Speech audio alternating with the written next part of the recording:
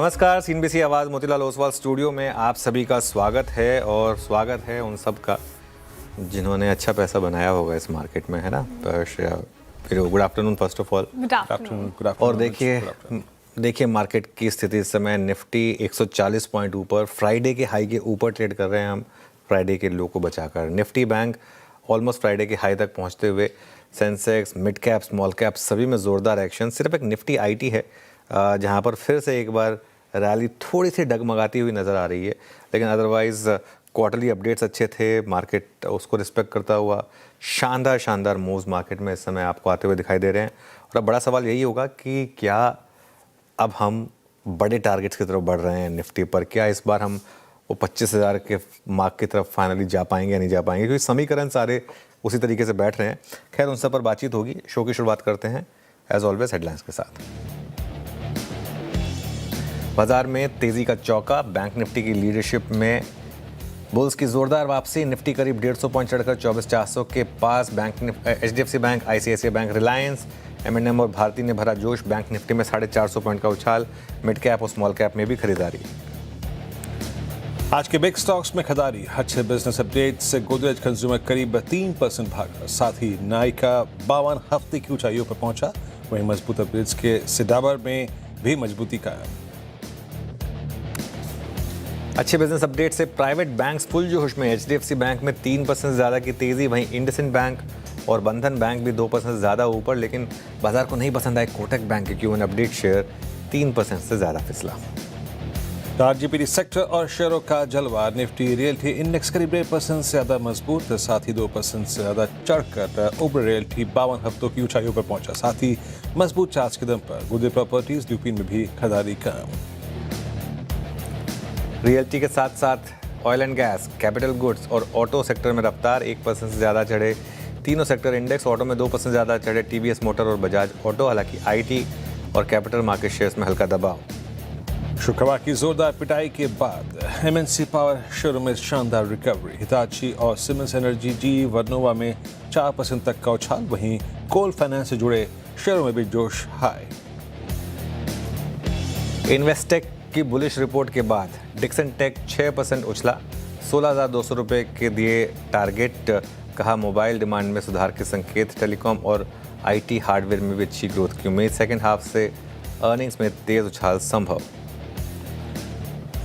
और मुंबई और आसपास के इलाकों में भारी बारिश जारी, जगह जगह जलभराव। इधर बारिश के बीच लैंडस्लाइड से मुंबई पुणे एक्सप्रेसवे बंद।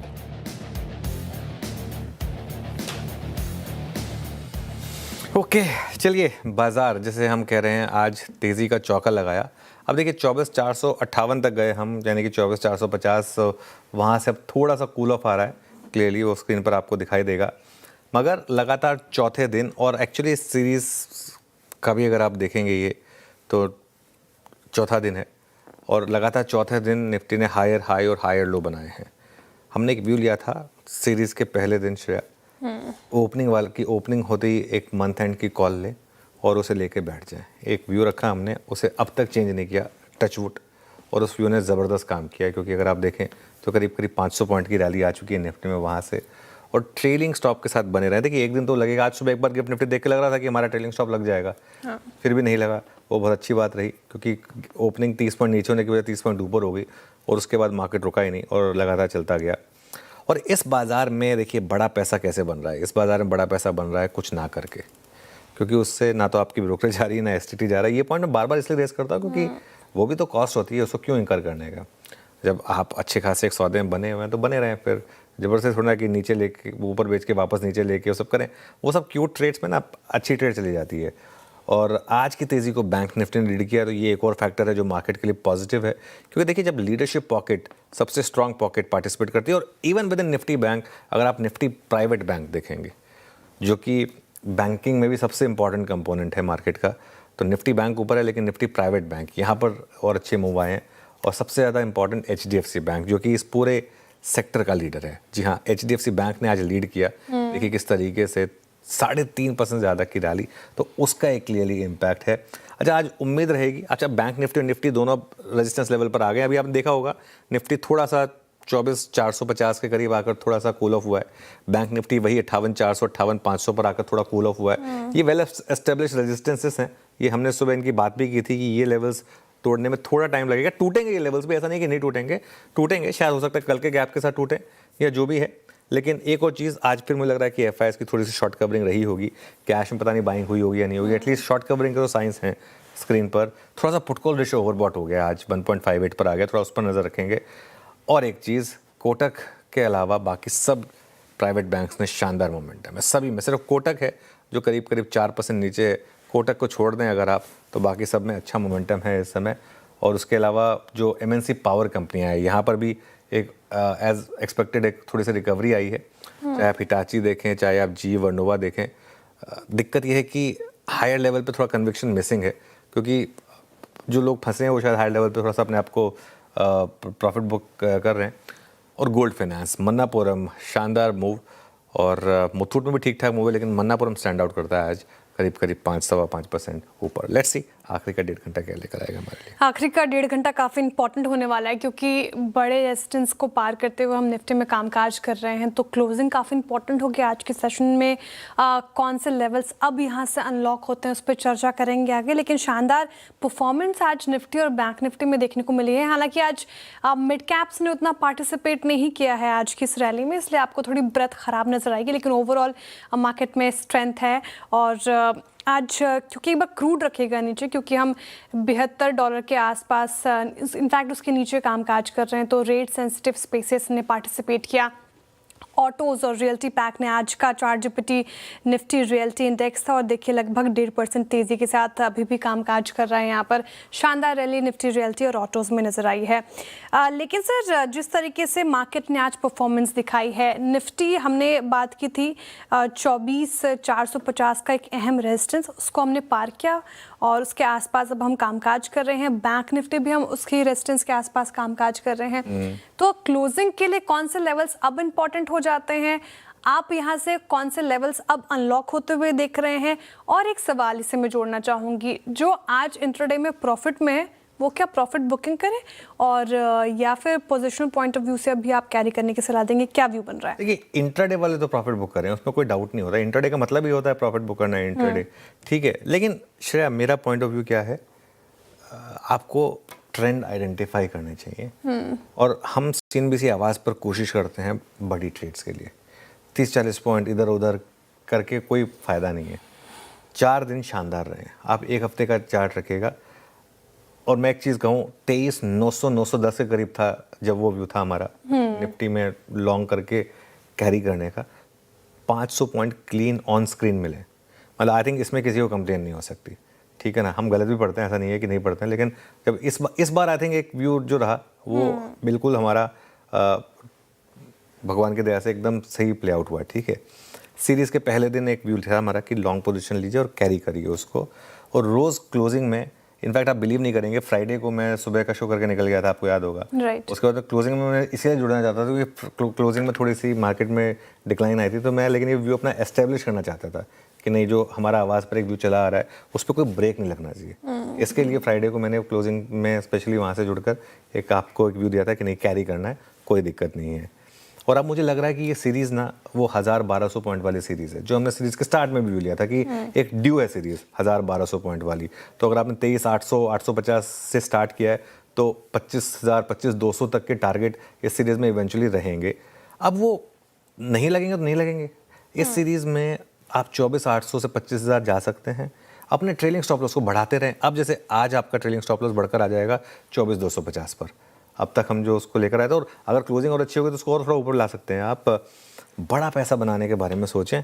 देखिए, इस तरह के ट्रेंडिंग मूव्स जो है ना, वो साल में 2-3 बार मिलते हैं। इसमें आपको हफ्ते 10 दिन में बड़े मूव मिल जाते हैं। और उसके अलावा बाकी दिन पर आप चाहें तो वो 100-200 पॉइंट की ट्रेड सकते हैं। ये 1000-1200 पॉइंट के जो मूव होते हैं वो इस तरीके से 10-12 दिन में बहुत कम मिलते हैं, तो उन पर आपको फोकस करना चाहिए। और जब तक ट्रेलिंग स्टॉप लॉस लगेगा, बड़ा मुनाफा बन चुका होगा। सपोज अब आपका ट्रेलिंग स्टॉप लॉस 24,250 का है, अब वो अगर वो लग भी गया तो 23,850 से 24,250 में बड़ा मूव है। और सपोज करें वो ना लगे, कल मान लो एक और गैप अप मिल जाए, मान लीजिए आज, कल की छोड़िए, आज ही अगर लास्ट में मान लीजिए आप 24,500 के ऊपर बंद हो गए, सोचिए अगर 24,500 के ऊपर बंद हो गए आप, तो फिर कितनी बड़ी शॉर्ट कवरिंग आएगी। मैं ये नहीं कह रहा हूँ कि ऐसा होगा, लेकिन हु नोज, ठीक है ना। निफ्टी पर अप्रोच देखिए, अगला रेजिस्टेंस अब 24,450 से 24,550 का है, और अगर 24,550 आपने क्रॉस किया तो 24,800 का भी रास्ता खुलेगा। लॉन्ग रहें, अपने ट्रेलिंग स्टॉप लॉस को बढ़ाकर अब 24,250 पर ले आएँ, और 24,350 तक की कोई भी अगर आपको गिरावट मिले तो वो खरीदारी का मौका होगा। स्टॉप लॉस आपको भेज जाएगा 24,250 का। अब जहाँ तक बैंक निफ्टी की बात है, बैंक निफ्टी में भी लगातार हमारा व्यू पॉजिटिव रहा है। 58,400 से 58,600 पर एक रेजिस्टेंस है, इसको क्रॉस करते ही मुझे लग रहा है 59,000 का रास्ता खुलेगा। श्रेया, अपने ट्रेलिंग स्टॉप लॉस को अब बढ़ाकर आप 58,000 पर ले आइए। आजकल वो करीब 57,938 है, तो मोटा मोटी वहीं पकड़ के चलें आप आज के लो को स्टॉप लॉस। वीरू के पास चलते हैं आज के स्टॉक स्पेसिफिक एक्शन के लिए। Viru, good afternoon. Good afternoon Anuj. मैं जिस स्पेस पर नजर रख रहा था अनुज, वो है ऑटो। अभी पिछले लगभग 2 घंटे से ऑटो का जो ओआई बिल्डअप है ना, बेहद शानदार। एक बार डायरेक्टर साहब निफ्टी ऑटो रखिएगा। निफ्टी ऑटो 11 मार्च के बाद अब तक के सबसे हाईएस्ट पैच को हिट करता हुआ, यानी मार्च, अप्रैल, मई, जून, जुलाई, यानी करीब 4.25 महीने की सीरीज के हाईएस्ट क्लस्टर को बाइसेक्ट करता हुआ। और एमएनएम रखिएगा पहले, इसने आज मेरे ख्याल से फर्स्ट टाइम पोस्ट फिफ्थ में एक अटेम्प्ट लिया है to cross its 100-day exponential average. 3200 के कॉल आइटर्स का बैकफुट पे आना, लोअर ट्रैजेक्टरी से बाहर निकलना, 1020 का पॉजिटिव क्रॉसओवर। सबसे पहला जहन में जो मेरे स्टॉक आ रहा था वो था एमएनएम, करीब 63 रुपये ऊपर। प्लीज ओआई रखिएगा 0.62%। पहले एक शॉर्ट कवरिंग का फेस और उसके बाद यहाँ पे स्ट्रेंथ नजर आती हुई। दूसरा है बजाज ऑटो। मैं 2 ऑटो स्टॉक से फोकस करूंगा, एक 4 व्हीलर कॉमर्शियल ये पैसेंजर व्हीकल सेगमेंट, और दूसरा 2 व्हीलर स्पेस में। 25 मई से चली आ रही स्लोपिंग डाउनवर्ड चैनल को बाइसेक्ट करता हुआ आज शुरुआत हुई थी 100 डेमा से। 100 डेमा के बाद 10 कटा, फिर 20 कटा, फिर 50 डेमा कटा, और आप ओपन इंटरेस्ट को देखिए 5.5% का स्लाइड। यहां पे शानदार मूव, डे हाई की ट्रैजेक्टरी मार्केट ट्रेड करता हुआ। तो ये 2 स्टॉक्स ऑटो से, और एक मैं लूंगा लिकर स्पेस का स्टॉक। सुबह भी मैंने जिक्र किया था करीब 412 पे स्पिरिट्स का। पहले ये एक सेंस मिल रही थी स्लोपिंग डाउनवर्ड चैनल की ब्रेकआउट की। हम बात कर रहे थे रेडिको खैतान और इसके प्राइस परफॉर्मेंस के बीच के डिफरेंशियल की। नाउ ऑलमोस्ट ये इस वक्त 12 मई के बाद अब तक का सबसे हाईएस्ट क्लस्टर होल्ड स्ट्राइक करता हुआ 2% का हुआ है बिल्डअप। तो लोअर ट्रैजेक्टरीज में ये 3 स्टॉक्स जिन पर मेरी निगाहें गई थी। पर अनुज, आज आप देखिए तमाम capital market theme, look at MCX, look at Angel One, है ना। ये 2-3 दिन से ये weakness very close to NSC's IPO, है ना। इनको कैसे ट्रीट करना चाहिए? आपने एक्सचेंजेस में अच्छा पैसा बनाया, एमसीएक्स में, बीएससी में, आपने कैपिटल मार्केट थीम में ऐसा बनाया। एक जायंट इस स्पेस में आ रहा है, कैसे डील करें इस घटनाक्रम को? देखिए, वो तो हम सुबह ये बात डिस्कस कर रहे थे कि अब धीरे धीरे अगर आप देखें तो पैसा थोड़ा शिफ्ट होगा, क्योंकि एनएससी जिस भाव पर आ रहा है, और क्योंकि वो ऑब्वियसली थोड़ा सा डिस्काउंट तो रखना पड़ता है जब आप आईपीओ के लिए आते हैं, तो वो काफ़ी लोग अब क्योंकि यहाँ बहुत पैसा बना चुके हैं, शायद अपना पैसा शिफ्ट करेंगे। और एक बात ध्यान रखिएगा, सितंबर में अब इन्फॉर्मेशन हमारी ये है कि सितंबर में ही आ जाएगा आईपीओ। पहले बात हो रही थी कि शायद दिवाली के टाइम आएगा, लेकिन शायद सितंबर में ही एनएसई का आईपीओ आने की प्रोबेबिलिटी रहेगी, और रोड शो बहुत जल्दी शुरू होंगे। ये भी जानकारी ब्रेक हुई थी हमारे सिस्टर चैनल पर। तो एक सेंस बनेगी। जो बात निकल कर आ रही है एनएसई के आईपीओ की, वो करीब 2100 से 2200 रुपये के बीच के आईपीओ की बात हो रही है। जो इन्फॉर्मेशन हमें मिल रही है उसके हिसाब से। ऐसे में एनएसई का वैल्यूएशन बीएससी और एमसीएक्स अभी भी काफ़ी डिस्काउंट पर होगा, तो वो एक फैक्टर हो सकता है। लेकिन कैपिटल मार्केट में भी एक और चीज़ है, एनएसई के आईपीओ से किसको फ़ायदा होगा आपको ये भी देखना होगा। जैसे डिपॉजिटरीज़ हैं, ठीक है ना, ये 1-2 हैं, इनको भी रडार पर रखें। अच्छा, एक और चीज़, एमसीएक्स के गिरने का कारण अपना है। एमसीएक्स के गिरने का कारण ये भी है क्योंकि एमसीएक्स में जो अगर आप रीसेंट कमोडिटीज़ का डेटा देखेंगे, क्लियर कट एक साइन दिख रहा है फटीक के, और थोड़ा सा डेटा जो है वो नीचे आया है, तो थोड़ा सा आई थिंक उसका एक इम्पैक्ट आपको एमसीएक्स पर दिखाई दे रहा है। तो ये कैपिटल मार्केट थीम पर आपका सवाल का जवाब हो गया। चलिए श्रेया, आगे बढ़ते हैं।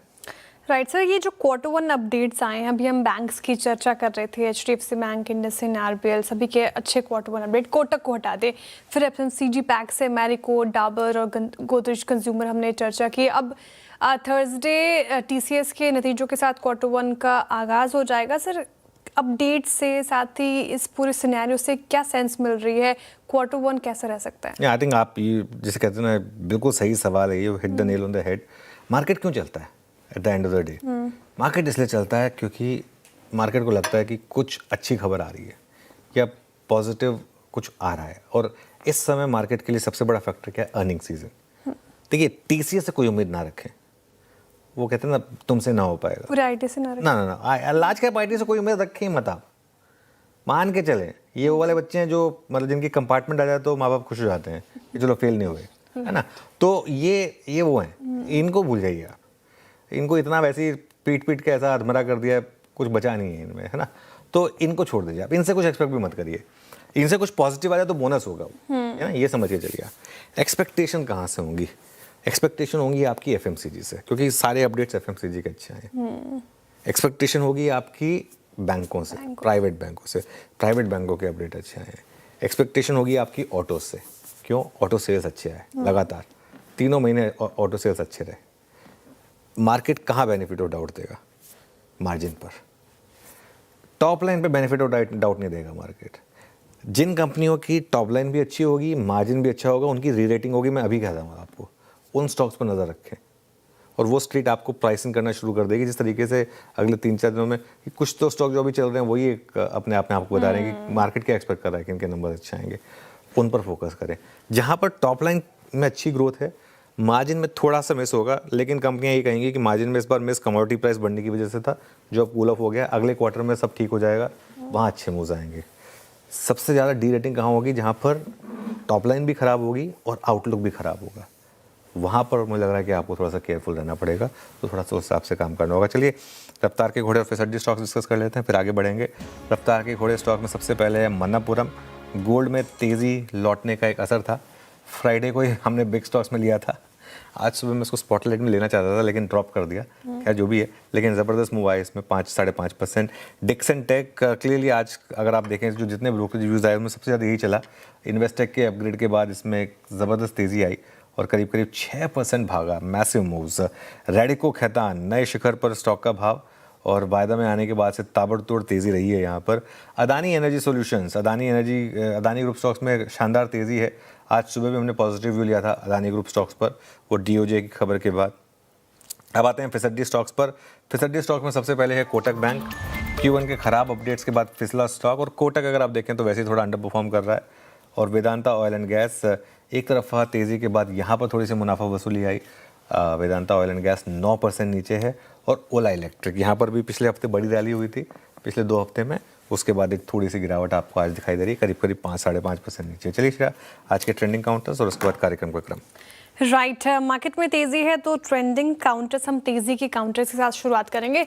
कहाँ सबसे ज्यादा आज खरीदारी होती हुई नजर आई? सारे बैंक्स नजर आएंगे आपको। प्राइवेट बैंक से HDFC बैंक देखिए 3.5% दमदार Q1 अपडेट, उसके बाद ब्रोकरेज का भी थम्स अप, 3.5-4% दौड़ गया आज के सेशन में। हिंडाल्को, नैल्को सारे एल्यूमिनियम स्टॉक्स चलते हुए आज नजर आए हैं।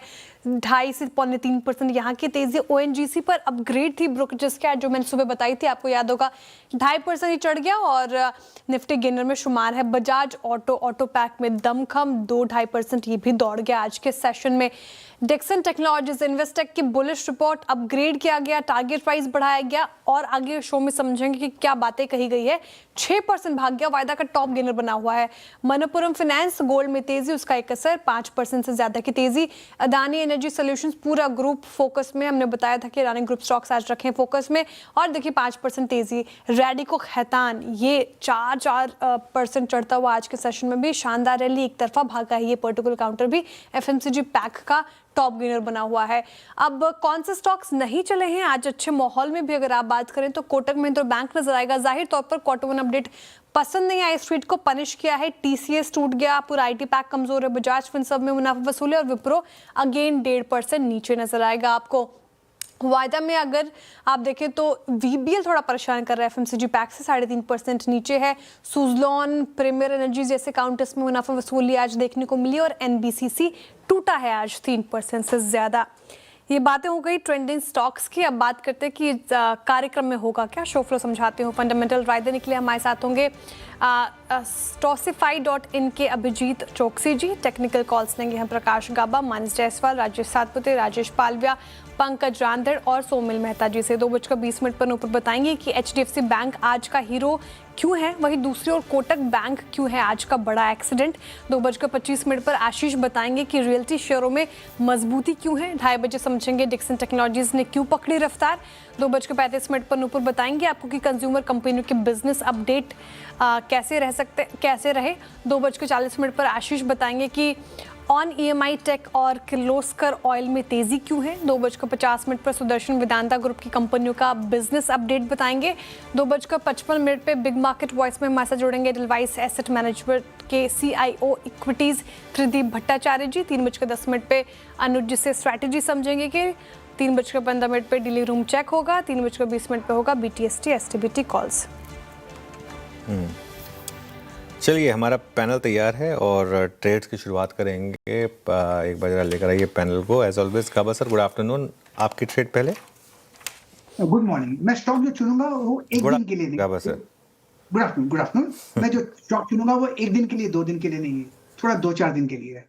और स्टॉक का नाम है ग्लैनमार्क। ग्लैनमार्क का बहुत ही बढ़िया बेस बना है, वो करीब 5 हफ्ते का बेस बना हुआ और आज एक उभर कर आया है चेहरा। 2268 पर ट्रेड करते हैं। स्टॉप लगाएंगे 2240, करीब 18 रुपए का स्टॉक। फर्स्ट टारगेट रहेगा 2300, लेकिन वहां पर रुकने वाला नहीं है। लगता है 2350, 2400 भी आते दिनों में देखेंगे। जितना बेस बना हुआ है इसका फॉलो थ्रू मिलना चाहिए। ग्लेनमार्क दवा से शुरुआत इस कार्यक्रम की। पहला स्टॉक फार्मा से 2268 पे। Somil, good afternoon. आपका trade. Good afternoon Viru, good afternoon to everyone. मेरा ट्रेड होगा मैनकाइंड फार्मा से, अगेन अ फार्मा स्टॉक। मुझे लगता है कि मैनकाइंड फार्मा ऑलरेडी एक अप ट्रेंड में है और अभी इस समय एक ट्रायंगल पैटर्न बन रहा है ऑन द डेली चार्ट्स। मुझे लगता है ये प्रीएम्प्ट कर रहा हूँ कि ये ऊपर की तरफ टूटेगा triangle pattern. 10 daily moving average पे फ्राइडे के सेशन में एक पॉजिटिव क्लोज दिया था, 10 डेली मूविंग एवरेज पे सपोर्ट लेके। Good stock to be in. Medium term, short term दोनों ही मुझे बहुत अच्छे लगते हैं।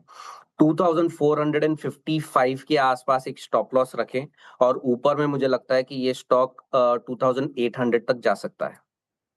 मैनकाइंड सोमिल जी को पसंद आ रहा है अगेन फार्मा स्टॉक, तो यहाँ पर खरीदारी की राय उनकी तरफ से। मानस जी, गुड आफ्टरनून। आपके पिक। गुड आफ्टरनून शेयर जी। तो देखिए, PG इलेक्ट्रोप्लास्ट पे खरीदारी करने की राय रहेगी।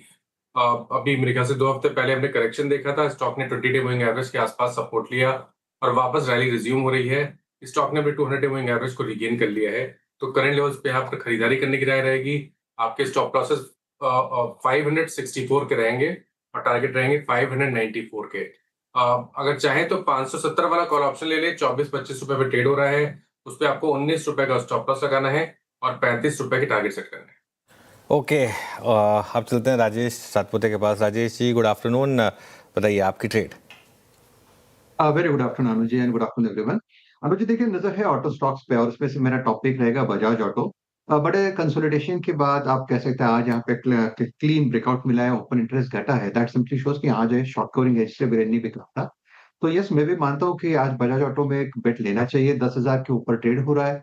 स्टॉप लॉस रखे 9,900 का, 100 पॉइंट्स का, और 10,200 250 का बजाज ऑटो का टारगेट होगा फ्यूचर में। ओके, बजाज ऑटो अच्छे शॉर्ट कवरिंग विटनेस करता हुआ 2.25 लाख शेयर हुए यहाँ पे। Pankaj ji, good afternoon. आपका trade. Good afternoon Virendra ji, good afternoon Anuj sir, good afternoon to everyone. Virendra ji, Adani power के ऊपर नजरें हैं। 60 मिनट टाइम फ्रेम के ऊपर लोअर टाइम फ्रेम पे मतलब काफी स्ट्रॉन्ग रेजिलियंस यहाँ पर विटनेस हो रहा है। 224 रुपए 80 पैसे, 225 रुपए की रेंज में इसमें खरीदारी की सलाह रहेगी। 220 रुपए का एक स्टॉप लॉस यहाँ पर मेंटेन करना है। मुझे लगता है कि पोजिशनल पॉइंट ऑफ व्यू से 232 रुपए तक के टारगेट्स 1 से 2 दिन में देखने मिल सकते हैं। अदानी पार यहाँ पर पंकज जी के पिक हो गए। शानदार रैली पूरे अडानी ग्रुप के स्टॉक्स में। टेक्निकल कॉल्स पूरे हो गए, रिकैप करती हूँ थोड़ी देर में। उससे पहले अब अभिजीत जी से हम फंडामेंटल आइडिया समझ लेते हैं। अभिजीत जी, गुड आफ्टरनून, स्वागत है आपका कार्यक्रम में। बताइए इस मार्केट में कौन सा स्टॉक पसंद आ रहा है आपको? Hi, good afternoon. HDB financial services है, करीब 60,000 करोड़ का मार्केट कैप है। NBFC है, विद इनके जो पेरेंट्स है HDFC बैंक है। क्वार्टरली रिजल्ट्स की बात करें तो टर्न अराउंड दिख रहा है। Q4 में करीब 41% ईयर ऑन ईयर ग्रोथ दिखी है अर्निंग्स में। मार्जिन्स भी इंप्रूव हुआ है काफी हद तक। Finally operating leverage play out हो रहा है। करीब इनके 2.3 करोड़ कस्टमर्स है, 1700 ब्रांचेस है। वैल्यूएशन वाइज भी काफी कंफर्ट है। इनफैक्ट आईपीओ की प्राइस से अभी भी नीचे है। 3x बुक वैल्यू पे लॉन्ग टर्म के हिसाब से 700 to 750 के बीच में एक अच्छा स्टॉक लग रहा है HDB financial. Thank you. HDB financial services, ये पिक हो गई अभिजीत जी की। फंडामेंटल आइडिया इनका, इन्वेस्टमेंट आइडिया लंबी अवधि के नजरिए से आप रख सकते हैं रडार पर। टेक्निकल कॉल, साथ ही हमने इन्वेस्टमेंट आइडिया ले लिया है। रिकैप कर देती हूँ, टारगेट एंड स्टॉप लॉस लिख लें आप। गाबासन ने फार्मा स्पेस से ग्लेनमार्क फार्मा चुना है। 2300-2400 तक के टारगेट एक्सपेक्टेड है उनकी तरफ से। 2240 का स्टॉप लॉस लगाने को कहा है उन्होंने। सोमिल जी भी इसी स्पेस से मैनकाइंड फार्मा के साथ जाना चाह रहे हैं, जहां पर स्ट्रेंथ है। 2800 की टारगेट वो देख रहे हैं और 2455 की टारगेट स्टॉप लॉस उनकी तरफ से आता हुआ। मानस जी कह रहे हैं कि पीजी इलेक्ट्रोप्लास्ट में अच्छा मोमेंटम, तो यहाँ पर से चेज करने की सलाह। 594 की टारगेट है, 564 का स्टॉप लॉस लगाना है। साथ ही आप 570 के कॉल ऑप्शन में भी पार्टिसिपेट कर सकते हैं। आपको 35 की टारगेट एक्सपेक्टेड है और साथ ही 19 रुपये का स्टॉप लॉस लगाना है। राजेश जी ऑटो पैक से बजाज ऑटो को चुन रहे हैं। निफ्टी का टॉप गेनर बना हुआ है। शानदार रैली यहाँ पर 2-2.5% ऊपर है। 10,250 की टारगेट है, 9,900 का stop loss. Pankaj ji Adani group के स्टॉक के साथ अदानी पार उन्होंने चुना है और 232 के टारगेट, फ्यूचर्स में खरीदारी की राय, और 220 का आपको स्टॉप लॉस लगाना है। और आखिर में अभिजीत जी ने HDB फाइनेंशियल सर्विसेज चुना है, जहां पर लंबी अवधि के नज़रिए से उनका व्यू पॉजिटिव है। आगे बढ़ते हैं और एक बार डिफेंस स्पेस लेकर आइए स्क्रीन पर। और शानदार रैलीज पूरे डिफेंस स्पेस में आज हमें देखने को मिली। कोई भी स्टॉक उठा के देख लीजिए, अच्छी खासी तेजी के साथ कामकाज कर रहा है। सर डिफेंस हालांकि ऊपरी स्तरों से थोड़ा फिसला आज के सेशन में, लेकिन जिस तरीके से मूव स्टॉक्स ने दिए हैं, क्या व्यू बन रहा है? ये रैली कंटिन्यू होगा सर आगे चलकर? देखिए बहुत चल चुका है डिफेंस स्पेस, इसमें कोई डाउट नहीं है श्रेया। लेकिन देखिए डिफेंस क्या है ना, डिफेंस एज ए स्पेस एक कंपाउंडर रहा है और मेरा मानना ये है कि ये आपके पोर्टफोलियो में ज़रूर होना चाहिए। लेकिन किस लेवल पे कहाँ चेज़ करना है ये थोड़ा मुश्किल हो जाता है। तो इन लेवल्स पर अगर आप ले रहे हैं इतना चलने के बाद, तो थोड़ा सा एक रिस्क रहेगा, इस चीज़ को ध्यान में रखिएगा। और बहुत कुछ नंबर्स के ऊपर भी डिपेंड करेगा। लेकिन जब भी डिप्स आए ना इनमें, तब एक रीजनेबल डिप आए, तब एक अपॉर्चुनिटी होती है। चलिए एक काम करते हैं, अब जरा अगली खबर पर आ जाते हैं। CNBC आवाज़ ने आपको एक 25 मई को खबर बताई थी कि अपोलो माइक्रो एक बड़ा एक्विजिशन करने जा रहा है। उस समय 2 नाम थे, प्रीमियर एक्सप्लोसिव और आइडिया फोर्ज। अब जो इन्फॉर्मेशन है कि इस हमारी एक्सक्लूसिव खबर पर मुहर लग सकती है, 4 से 5 दिन में डील का ऐलान हो सकता है। और नूपुर के पास चलते हैं, जानते हैं शायद अब जो नाम थे वो नैरो डाउन कर लिए गए हैं और एक नाम है शायद premier explosive. Nupur good afternoon, बताइए। Good afternoon. 25 मई के दिन सबसे पहले आपको CNBC आवाज़ पे बताया था कि अपोलो माइक्रो सिस्टम जो है बड़े एक्विजिशन की तैयारी कर रहा है। उस समय 2 नाम सामने आ रहे थे, लेकिन अब सोर्सेज के मुताबिक देखें तो जो फाइनल एक्विजिशन है वो प्रीमियर एक्सप्लोसिव का होते हुए नजर आ सकता है। आज इसकी बोर्ड बैठक है, जहाँ पे फंड रेजिंग पर जो है अनाउंसमेंट आती हुई नजर आएगी। और सोर्सेज के अनुसार देखें तो करीबन 4000 करोड़ का फंड रेज अपोलो माइक्रो कर सकती है, जिसमें से 2700 करोड़ जो होगा वो इक्विटी के जरिए होते हुए नजर आएगा। करीबन 800 करोड़ प्रमोटर्स को वारंट्स इशू किए जाएंगे और फैमिली एंड फ्रेंड्स से देखें तो 500 करोड़ का फंड रेजिंग यहाँ पर होते हुए नजर आ सकता है। करीबन 4000 करोड़ का जो है ये फंड रेज कंपनी अनाउंस कर सकती है और आने वाले 4 से 5 दिन में इस फंड रेजिंग के बाद जो हमारी एक्सक्लूसिव खबर थी कि कंपनी एक बड़ा एक्विजिशन कर सकती है प्रीमियर एक्सप्लोसिव का, वो खबर भी आती हुई नजर आ सकती है। तो यहाँ पर फोकस रहेगा। फिलहाल प्रीमियर एक्सप्लोसिव के प्रमोटर्स के पास करीबन देखें तो यहाँ पे 41.33% की हिस्सेदारी है और अगर ये पूरी की पूरी हिस्सेदारी कंपनी खरीदती है तो ओपन ऑफर भी जो है वो ट्रिगर होते हुए नजर आएगा। डील जो है वो मौजूदा भाव पे होती हुई नजर आ सकती है। तो स्टॉक फोकस में दोनों के दोनों।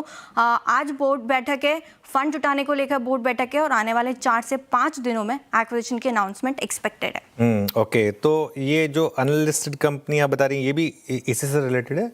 सर बिल्कुल सेम कारोबार करती है। जो प्रीमियर एक्सप्लोसिव का कारोबार है उसी से जुड़ी है दूसरी भी कंपनीज है जो इस एक्विजिशन के साथ अनाउंस हो सकती है। 2 अनलिस्टेड कंपनीज है, रिलेटेड पार्टी की ही कंपनीज है जो प्रीमियर के साथ कंपनी एक्वायर कर सकती है। ओके चलिए नूपुर, और ये 4-5 दिन में लेकिन आज फंड रेजिंग आ जाएगी? आज फंड रेजिंग आ जाएगी और 4-5 दिनों में एक्सपेक्टेड है कि अनाउंसमेंट भी हो। और फंड रेजिंग का तो नोटिस आ चुका है कि आज बोर्ड मीटिंग है, तो ठीक है। चलिए शुक्रिया नूपुर। तो आज देखिए वो फंड रेजिंग की अनाउंसमेंट आ जाएगी, उसके बाद उस फंड्स का एक्विजिशन के लिए यूज़ किया जाएगा, जिसकी की इन्फॉर्मेशन आपको अगले 4 से 5 दिनों में मिलेगी। और सबसे पहले CNBC आवाज़ ने आपको 25 मई को बताया था, ध्यान रखिएगा। आज क्योंकि हमारे पास एक अपडेट थी उसकी, इसके लिए उसका फॉलोअप किया जा रहा है। नूपुर, बहुत बहुत शुक्रिया ये खबर सामने रखने के लिए। चलिए फिर आगे बढ़ते हैं और एक बार एक्चुअली डिफेंस पे ही रहते हैं। गाबा सर, डिफेंस स्पेस में काफ़ी अच्छे मूव्स आए हैं, कोई स्टॉक जो आपको पसंद हो? मुझे पारस डिफेंस सुबह को अच्छा लग रहा था, मुझे अब भी अच्छा लगता है। अच्छा बेस बना है 1300 का। मुझे लगता है ये जो रिसेंट हाई हमने देखा करीब 1410 1420 का देखा, वो पार कर लेगा, मैटर ऑफ टाइम 1500 भी जाएगा। एक अपमूव मिला, करेक्शन को जरूरत थी और जरूरत के मुकाबले आया भी, फिर वहीं से एक अप बाउंस मिला है करीब 1200 के आसपास। तो मेरे ख्याल से पारस डिफेंस पर ध्यान देना चाहिए for long term. Paras defence 1342 defence space में आपका ये प्रेफर्ड स्टॉक इस वक्त। मीनवाइल NBFCs में अगर आप एक बार को लौटें तो जरा देखिएगा आप जरा L&T finance. Somil, L&T finance मेरे ख्याल से सो फार जुलाई का stock of the month NBFCs में है। ये 290 से 336, more than I think 10% capitalize कर चुका है ये। अच्छा, ये पूरी की पूरी फॉर्मेशन जिसमें ये शायद 6 महीने का राउंडिंग बॉटम है, क्या लग रहा है? अगला टारगेट क्या होगा इसका? मतलब तरीके से तो आपको करीब करीब इसमें मेरे ख्याल से अगर 320 मान के चले तो लगभग 80 रुपये जोड़ने चाहिए थे 320 के ऊपर। सेंस क्या बन रहा है यहाँ पर? सी एब्सोल्युटली, L&T फाइनेंस बहुत ही बढ़िया मूव दिखाया है। एंड अगर मैं ये लास्ट 6 महीने की बात करूँ तो लास्ट 6 महीने में एक ट्रायंगुलर शेप बनाया है और वो ट्रायंगुलर पैटर्न को ऊपर की तरफ तोड़ा है। 2 महीने पहले, 1-1.5 महीने पहले ही 200 डेली एक्सपोनेंशियल मूविंग एवरेज के आसपास एक छोटा सा एंडिंग डायगोनल पैटर्न भी बना था जो ऊपर की तरफ ब्रेकआउट हुआ था। सो ओवरऑल बहुत ही बढ़िया सेटअप है। अब अगर हम वेव काउंट की बात करें और नेक्स्ट टारगेट की बात करें तो वेव काउंट के हिसाब से जो फर्स्ट लेग का जो इक्वालिटी आती है ऊपर में वो 400 प्लस की आती है। बट फॉर नाउ अगर हम लोअर डिग्री टाइम फ्रेम की बात करें तो अराउंड 370 तक ये स्टॉक जा सकता है in the medium to long term outlook. So वो एक टारगेट बनता है। लेकिन in the very very short term अगर हम बात करें, आई वुड से कि ये 350 355 तक जा सकता है, बिकॉज ये पूरा का पूरा जो स्ट्रेंथ अभी भी बहुत अच्छा है। जो मोमेंटम इंडिकेटर्स हैं वीकली और मंथली टाइम फ्रेम में, हायर डिग्री टाइम फ्रेम में, वो अभी भी पूरी साइकिल कंप्लीट करना बाकी है। So very good stock to be in. नीचे में अगर सपोर्ट चाहे तो 312 पे पहला सपोर्ट है और दूसरा सपोर्ट अराउंड 294 पे है। L&T फाइनेंस पर ये व्यू डेज हाई पर 2.5% अप है आज के सेशन में, 335 के लेवल पर कामकाज करता हुआ। अच्छा, ऑटो स्पेस में स्ट्रेंथ अच्छी खासी, जो कि हम डिस्कस कर रहे थे थोड़ी देर पहले, और इसमें भी एक बार रखिएगा महिंद्रा एंड महिंद्रा स्क्रीन पर। ये निफ्टी के टॉप गेनर्स में तो है ही, और पिछले 1 महीने में पंकज जी चार्ट आप देखिएगा, 1 महीने में 10% के रिटर्न्स मिले हैं। इसके जून सेल्स आंकड़े भी काफ़ी अच्छे थे। उसके बाद सारे ब्रोकरेजेस का थम्स अप आया था एक तरफ, और इनफैक्ट सभी ब्रोकरेजेस में एक नाम जो कॉमन था वो है महिंद्रा एंड महिंद्रा का। 2 सवाल है मेरे, जिनके पास नहीं है क्या इन लेवल्स पर खरीदारी करने का सोचे पंकज जी, और जिनके पास हैं वो क्या करें? जी डेफिनेटली श्रेया जी, मुझे लगता है कि ये आज लोअर टाइम फ्रेम के ऊपर एक ब्रेकआउट दिया है। बढ़िया स्विंग प्ले हो सकता है यहाँ पे। जिस हिसाब से 3200 की रेंज में 10 लाख के आसपास के कॉल राइटर्स है, वो कहीं ना कहीं ट्रैप होते हुए नजर आ रहे हैं यहाँ पे। मुझे लगता है कि जिनके पास में पोजिशनली होल्ड है ये होल्ड रखें, और जो फ्रेश पोजीशन ऐड करना चाहते हैं, अगर कोई छोटा सा डीप मिले 3180 3170 के आसपास तो डेफिनेटली इसको ऐड किया जा सकता है। शॉर्टर टाइम फ्रेम में मुझे लगता है ये काउंटर जो है 3350 रुपए तक आने की क्षमता रखता है। ओके, महिंद्रा एंड महिंद्रा पे ये व्यू आता हुआ और काफ़ी पॉजिटिव यहाँ पर रिपोर्ट भी आई थी, और पंकज जी का भी थम्स अप है। इन लेवल्स पर आप खरीदारी का सोच सकते हैं। चलिए 2:30 बज गए हैं, वक्त हो रहा है कैश कॉल्स का, और कैश कॉल्स लेंगे हम गाबा से, सोमिल जी से और राजेश जी से। गाबा से बताइए फिर कैश के लिए कौन सा काउंटर? मेरे ध्यान पर है FSL, first source leasing. Setup के हिसाब से अच्छी जगह से करेक्शन आया है, वहां से आपको मिला है। ट्रेड करें 249 के आसपास, टॉप लगाएंगे करीब 247 का, 2 रुपए का स्टॉप है। टारगेट होना चाहिए 260। स्पिल ओवर ट्रेड कल तक के लिए हो सकता है। FSL first source leasing. First source limited Gabar sir IT company है वैसे ये, बट अच्छा मूव आ रहा है यहाँ पर, करीब करीब 4% के करीब यहाँ पर अच्छे मूव। वो फर्स्ट लीजिंग एक और कंपनी है वैसे, बट ये इसका जो कोड है वो यही है, फर्स्ट सोर्स है। ये होगी गाबर सर की ट्रेड। सोमिल जी आपकी ट्रेड कैश में? मेरी ट्रेड होगी थर्मैक्स पर। थर्मैक्स ऑलरेडी एक अप ट्रेंड में है, बहुत ही बढ़िया मूव दिखाया है in the last 6 months, last 3 months in fact. Higher top higher bottom formations है। In the last couple of weeks हमने थोड़ा सा करेक्शन देखा है, टाइम वाइज भी देखा है और प्राइस वाइज भी करेक्शन देखा है। ऊपर ने 5200 ऊपर के लेवल्स थे और अब इस समय 4600 के आसपास से एक सपोर्ट लेके फिर से एक नया मूव ऊपर की तरफ शुरू हुआ है। मैं ये प्रीएम्प्ट कर रहा हूँ, स्टॉप लॉस रखेंगे अराउंड 4540 पर और ऊपर में मेरे टारगेट्स होंगे 5100। ओके, थर्मैक्स आपका 4731 बाय कॉल है। राजेश जी कैश में आप क्या पिक करेंगे? वीरेंद्र जी देखिए, मेरी नजर है मेट्रोपोलिस हेल्थ केयर लिमिटेड के चार्ट के ऊपर एक क्लीन ब्रेकआउट है, सिमेट्रिकल ट्रायंगल फॉर्मेशन, जिसका ब्रेकआउट इसने दिया आज। सो 574 के आसपास है। वैसे तो ब्रेकआउट का टारगेट 630 640 बनेगा, लेकिन एज ए स्विंग ट्रेडर 600 का टारगेट लेके काम करे। 574 करंट प्राइस है, 570 के ऊपर बाय रहेगा, 560 का स्टॉप लॉस। ओके मेट्रोपोलिस आपका एक 574 पे बाय कॉल है। मीनवाइल एक स्टॉक और रखिएगा स्क्रीन पर जो अच्छा मूव दे रहा है यहाँ पर, एक बार लेके आइएगा कैपिटल गुड्स स्पेस में। हालांकि कैपिटल गुड्स स्पेस जो है वो पिछले कुछ सेशन से शांत रहा है पूरा, बट लेट्स सी सिमेंस 3566 पे एक रिवर्सल है, अच्छा रिवर्सल यहाँ पर है। और मैं रिवर्सल वाले स्टॉक्स में इसको क्यों मार्क कर रहा हूँ, इनफैक्ट मैं नोट भी करके रखा था सिमेंस। यस, ये अपने अप्रैल से अब तक के अगर आप देखें 3 बेसिस को टेस्ट करके रिवर्सल दे रहा है। हर बार 50 डेमा का ये बेस प्रॉफिट देता है। राजेश जी आपका टेक क्या कह रहा है? कोई सेंस यहाँ पर आपका सीमेंस पे? देखिए वीरेंद्र जी, मुझे लगता है कि सीमेंस में एक अच्छी रैली आएगी, क्योंकि दो चीजें यहाँ पे अच्छी लग रही है। एक तो अगर आप स्विंग ट्रेडिंग की बात करें तो यहाँ पे इंट्राडे देखिए आप, लगता है कि बॉटम फॉर्मेशन होगा 3500 3520 पे, तो स्टॉप लॉस 3500 का होगा। और स्विंग ट्रेड करना है तो स्टॉप लॉस स्टॉप लॉस के बाद टारगेट होगा 3680 का, टारगेट 1, टारगेट 2 होगा 3750 का। तो एज ए स्विंग ट्रेड मुझे लगता है सीमेंस में एक ट्रेड लेना चाहिए, कॉन्ट्रा बाय। सीमेंस में कॉन्ट्रा बाय लेना चाहिए। एकदम से मूव आया, शानदार मूव आया एक्चुअली, अच्छा स्पॉटिंग की वीरू ने, एकदम सही मोमेंट पर। चलिए अब बात करते हैं आज उस स्पेस की जिसने मार्केट को लीड भी किया और ड्रैग भी किया। जी हाँ, प्राइवेट बैंक्स। एक है आज का हीरो HDFC बैंक, एक है आज का विलन या एक्सीडेंट कोटक महिंद्रा बैंक। दोनों सेम 3.6%। क्या सही सिमेट्री बैठी है यहाँ पर, है ना। नूपुर के पास चलते हैं और जानते हैं कि ऐसा प्राइस एक्शन क्यों हुआ आज। नूपुर बताइए। बिल्कुल, HDFC बैंक का Q1 का अपडेट काफ़ी स्ट्रॉन्ग था और दूसरी तरफ कोटक का आपको डिपॉजिट के तौर पर काफ़ी कमज़ोर नजर आएगा कंपैरिजन टू सारे बैंक्स, इसीलिए दोनों में आपको जो है एक्शन देखने को मिल रहा है। HDFC के साथ शुरुआत करें तो ग्रॉस एडवांसेस करीबन 15.4% की बढ़त यहाँ पर आती हुई नजर आई है। डिपॉजिट्स भी देखें तो ऑलमोस्ट 15% की स्ट्रॉन्ग ग्रोथ आपको वहाँ पर भी दिखेगी। कासा डिपॉजिट्स में 9.4% की ग्रोथ देखने को मिली और कुल AUM भी देखें तो 12.4% बढ़ के करीबन 31 लाख करोड़ के पास जाते हुए नजर आ रहे हैं। ब्रोकरेजेस की माने तो बर्नस्टीन का आउट परफॉर्मेंस का कॉल है, 1150 रुपए के लक्ष्य देते हुए दिखे। और जेफरीज की भी बात करें तो बाई की रेटिंग है, 1050 रुपए का लक्ष्य यहाँ पर भी आते हुए दिखा है। काफ़ी कुछ पॉजिटिव यहाँ पे बर्नस्टीन की तरफ से आते हुए दिखा है। उनका मानना है कि ये जो ग्रोथ है वो काफ़ी स्टेबल रहेगी और बैंक का फोकस भी इसी पर रहने वाला है। LDR और NIM की बात करें तो काफ़ी स्थिर रहने का पर फोकस है। बैलेंस शीट के मुकाबले NIR ग्रोथ पर हो सकता है थोड़ा दबाव आगे चलकर देखने को मिले, लेकिन जेफरीज के एस्टिमेट्स काफ़ी स्ट्रॉन्ग है।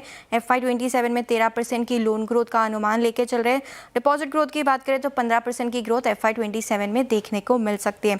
दूसरी तरफ कोटक बैंक के अपडेट में जो डिपॉजिट्स की ग्रोथ है वो निराशाजनक रही है इस क्वार्टर में। हालांकि नेट एडवांसेस देखें तो 15% की बढ़त आपको वहाँ दिखेगी, लेकिन जो कुल डिपॉजिट्स है वहाँ पर सिर्फ 11.7% की ग्रोथ आती हुई नजर आई है। मोतीलाल ओसवाल का मानना है कि जो डिपॉजिट की ग्रोथ है वो काफ़ी डिसअपॉइंट रही है, इनफैक्ट फ्लैट रही है क्वार्टर ऑन क्वार्टर बेसिस पे, जिसकी वजह से जो कासा रेशो है वो 40.3% के पास आते हुए नजर आए और बैंक का जो CD रेशो है वो भी बढ़कर इस क्वार्टर में आते हुए नजर आए। तो डिसअपॉइंटमेंट कोटक की तरफ से, आउट परफॉर्मेंस HDFC की तरफ से। शुक्रिया नुपुर जानकारी के लिए। तो जहां कोटक 3.5% डाउन, वहीं HDFC 3.5% अप है Q1 अपडेट के बाद। HDFC बैंक राजेश जी, इसने तो चलना शुरू किया है, Q1 अपडेट दमदार और साथ ही ब्रोकरेजेस की तरफ से 1100 से ऊपर के टारगेट आए हैं। क्या लगता है आपको कितना दूर वो लेवल, और जिनके पास नहीं है क्या 830 के लेवल पर सोचे अब लेने का? देखिए श्रेया, मुझे लगता है कि आज एचडीएफसी बैंक पे बहुत ही क्लीन ब्रेकआउट मिला है। अगर आप इसका इवन डेटा भी देखें तो लॉन्ग एडिशन है, रेंज ब्रेकआउट है। अगर आप स्विंग ट्रेडिंग की बात करें तो देखिए एक रेजिस्टेंस है जहां पे अटक रहा है, वो है 832, बट इन फ्यूचर 832 चल रहा है। तो आप कह सकते हैं कि ये रेजिस्टेंस को थोड़ा सा के आसपास स्ट्रगल हो रहा है, लेकिन अगर पोजीशन है तो डेफिनेटली इसमें बने रहे 810 के स्टॉप लॉस के साथ। इसका जो नेक्स्ट टारगेट आएगा वो रहेगा इसका 200 EMA, जो करीबन 865 के ट्रेजेक्टरी में आता है। तो 865 तक का मूव मुझे लगता है अनफोल्ड हो चुका है। स्टॉप लॉस 810 का होगा। ओके, चलिए अब एक काम करते हैं, एक बार धमाकेदार ऑप्शंस का स्टिंग प्ले करिए, और धमाकेदार ऑप्शंस आज हम लेंगे पंकज जी से, सोमिल जी से और मानस जी से। पंकज जी, आप शुरुआत करें। जी अनु सर, डिलीवरी के 520 के कॉल के ऊपर नजरें रहेगी। यहाँ पे पिछले 2 दिन के एक गिरावट के बाद में ये स्टॉक दोबारा चलने के लिए रेडी है। मुझे लगता है 15 रुपए 10 पैसे 20 पैसे की रेंज में ये अभी फिलहाल ट्रेड कर रहा है। 12 रुपए जो आज का लो है, 12 रुपए 15 पैसे, उसके नीचे थोड़ा सा 12 रुपए का एक स्टॉप लॉस मेंटेन करें। पोजिशनल पॉइंट ऑफ व्यू से मुझे लगता है ये काउंटर जो है 23 रुपए और 28 रुपए तक की टारगेट दिखा सकता है। ओके, डिलीवरी 520 की कॉल में सुबह देखा था इस स्टॉक को, क्या क्लीन चार्ट है, वाकई अच्छी स्पॉटिंग है यहाँ पे। ये डिलीवरी इस वक्त डे हाई पे ट्रेड करता हुआ। सोमिल, आपका ऑप्शन ट्रेड? मेरा ऑप्शन ट्रेड होगा लोढ़ा पर। आई थिंक कल या परसों में हमने ओबराय रियलिटी पे ऑप्शन दिया था, आज लोढ़ा पे आई वुड टेक अ बेट। यहाँ पर बहुत क्लीन ब्रेकआउट्स है रियल एस्टेट स्टॉक्स में, और मुझे लगता है कि ये कंटिन्यू रहेगा। लोढ़ा में भी 20, 40, 200 डेली मूविंग एवरेज के ऊपर चल रहा है। Great stock to be in. यहाँ पर एक स्टॉप लॉस रखेंगे अराउंड 32 के आसपास। Sorry, expiry date would be this month and the call would be for 1080 का स्ट्राइक प्राइस। नीचे में एक स्टॉप लॉस रखेंगे 32 पर। इस समय चल रहा है अराउंड 41, 42 के आसपास, और मुझे लगता है ऊपर में ये 70 रुपीज तक जा सकता है, क्योंकि मुझे बहुत क्लीन ब्रेकआउट्स दिख रहे हैं और एक शार्प मूव ये पूरे महीने में रियल एस्टेट में दिख रहा है। लोढ़ा डेवलपर्स, ये सोमिल जी की पिक होगी ऑप्शंस में। मानस जी, कौन सा काउंटर आपने देखा ऑप्शंस के लिए? तो देखिए, बंधन बैंक पे मेरा ध्यान है, क्योंकि बंधन बैंक ने 50 डे मूविंग एवरेज पे सपोर्ट लिया था, आज 20 डे मूविंग एवरेज को रिगेन कर लिया है, तो इसके ऑप्शन में खरीदारी करेंगे। 210 वाला कॉल ऑप्शन 7 रुपए के आसपास ट्रेड हो रहा है। 5.5 रुपए के स्टॉप लॉस से खरीदारी करनी है और 10 रुपए की टारगेट सेट करनी। ओके, चलिए ये ऑप्शन ट्रेड्स पूरी हुई। राजेश पालवे जुड़े हमारे साथ, एक ट्रेड उनके ले लेते हैं, फिर आगे बढ़ेंगे। Rajesh ji, good afternoon. राजेश जी, बताइए आपकी ट्रेड इस समय की। या गुड आफ्टरनून अनुज जी। तो बैंकिंग स्पेस पे ही फोकस है और उसमें हमें लगता है इंडसइंड बैंक में एक अच्छा क्लियर ब्रेकआउट यहाँ पे वीकली टाइम फ्रेम पे आते हुए दिख रहा है। अगर हम देखें तो यहाँ पे कॉन्ट्रैक्टिंग ट्रायंगल का फॉर्मेशन का ब्रेकआउट यहाँ पे वीकली चार्ट पे रजिस्टर होते हुए दिखा, और स्टॉक में जिस तरीके के डेली चार्ट पे ब्रेकआउट बने हैं, हमें लगता है ये मोमेंटम स्टॉक को 1040, 1050 की तरफ लेके जा सकता है अगले 2-3 ट्रेडिंग सेशन में। तो इंडसइंड बैंक फ्यूचर्स पे बाय करने की सलाह। On the down side stop loss होगा करीब 995 के आसपास। ओके, इंडसइंड बैंक पर ये व्यू आता हुआ फिलहाल, और Q1 अपडेट के बाद देखें तो अच्छा मूव, और राजेश जी को पसंद भी आ रहा है इन लेवल्स पर। अच्छा, Q1 अपडेट की ही चर्चा कर लेते हैं। तो Q1 अपडेट के बाद रियल्टी शेयरों की बात करें तो यहाँ पर अच्छी खासी तेज़ी देखने को मिल रही है, और देखिए आप मैक्स स्टेट्स 9.5% ऊपर है आज के सेशन में। रेमंड रियल्टी 2.5-3% यहाँ पर भी अच्छा मूव। तो कैसे रहे Q1 अपडेट रियल्टी सेक्टर के, एक बार डिस्कस कर लेते हैं आशीष से। आशीष बताइए। Good afternoon Shreya. देखिए, अच्छे अपडेट्स हैं और अक्रॉस हम देख रहे हैं कि ज़्यादातर सेगमेंट्स में आप देखें तो ग्रोथ आपको बढ़िया ही देखने को मिल रही है। हालांकि कुछ रियल्टी स्पेस के स्टॉक्स ऐसे हैं जो थोड़े से ऑफ आइज हो गए, मिसाल के तौर पे शोभा, लेकिन यहाँ पर अगर आप गाइडेंस के लिहाज से देखें तो नंबर्स आए वो बढ़िया ही देखने को मिल रहा है। सबसे पहले शोभा की बात कर लेते हैं तो प्री सेल्स में आपको 74% की बढ़त यहाँ पर देखने को मिली है, ऑलमोस्ट 3000 करोड़ के आसपास का आंकड़ा है। वॉल्यूम्स की बात करें तो यहाँ पर 64% की बढ़त है, 2.3 मिलियन स्क्वायर फीट है, और बढ़िया बात है कि जो बिक्री हो रही है वो बेटर रियलाइजेशंस के साथ हो रही है, ऑलमोस्ट 9% की बढ़त है और 15,655 रुपये प्रति स्क्वायर फीट फीट के आसपास के जो रियलाइजेशंस हैं यहाँ पर ये देखने को मिले। लेकिन जो लॉन्च की गाइडेंस FY27 के लिए ये की मॉनिटरेबल है कि इसके ऊपर कितना खरा उतर पाते हैं। तो 10 मिलियन स्क्वायर फीट के आसपास की जो गाइडेंस है इन्होंने दी और 6.9 मिलियन स्क्वायर फीट के जो लॉन्चेस हैं इससे एक बड़ा बेनिफिट यहाँ पर देखने को मिलेगा। ये तो रहा शोभा, लेकिन ओबेरॉय रियल्टी ये स्टॉक लगातार हमारे रडार पर रहा है, काफ़ी बढ़िया तेज़ी यहाँ पर भी आपको देखने को मिली है। अब अच्छी बात यह है कि ये पूरी तरीके से आप देखें तो MMR फोकस्ड कंपनी और अब नॉर्थ में भी अपना दबदबा बना रही है, ये अपने आप में बड़ा सिग्निफिकेंट हो जाता है। 360 नॉर्थ यहाँ पर अगर आप देखें तो 8,109 करोड़ के आसपास की जो ग्रॉस बुकिंग है ऑलरेडी मिल चुकी हैं और 13.5 lakh square feet RERA carpet area की जो बुकिंग्स हैं ये मिली हैं। और साथ में अगर आप देखें तो इसकी जो ग्रॉस डेवलपमेंट वैल्यू 360 नॉर्थ की है ये ऑलमोस्ट 16,000 करोड़ के आसपास के। थोड़ी देर पहले TV18 पर मैनेजमेंट भी था, उनकी तरफ से भी बड़ी कॉन्फिडेंट अपडेट्स हैं, गाइडेंस बड़ी ज़बरदस्त निकल कर आ रही है। तो ये भी स्टॉक आप देखें तो 1.25% की तेज़ी दिखा रहा है। रेमंड रियल्टी कंपैरेटिवली छोटा है लेकिन इनके पास प्रोजेक्ट्स बहुत अट्रैक्टिव हैं, बहुत बढ़िया प्रोजेक्ट्स हैं इनके पास। प्री सेल्स की बात करें तो 129% की बढ़त, 700 करोड़ का आंकड़ा है। कलेक्शन 47% बढ़कर 550 करोड़ के करीब यहाँ पर देखने को मिले। और ये बता रहे कि जो इनकी ग्रॉस बुकिंग है ये 380 करोड़ से बढ़कर 1,097 करोड़ हो गई है। कंपनी का जो नेट कर्ज है 827 करोड़ हो गया है और FY27 के लिए एबिटा मार्जिन की जो इनकी गाइडेंस है ये 17 से लेके 19% की। एक और कंपनी है मैक्स एस्टेट्स, ये दिल्ली NCR फोकस्ड ही है, नॉर्थ की कंपनी है और इसका अपडेट बहुत बढ़िया। और आपने जब स्टॉक्स मेंशन किए तो सबसे बड़ा मूव यहीं पर देखने को मिल रहा था। अब प्री सेल्स 5 गुना बढ़कर 1100 करोड़ के आसपास आ गई है। वॉल्यूम्स अगर आप देखें तो 43 मिलियन स्क्वायर फीट से बढ़कर 487 मिलियन स्क्वायर फीट के आसपास है। तो जो नए लॉन्चेस है इसका बड़ा फायदा Q1 में यहाँ पर देखने को मिला।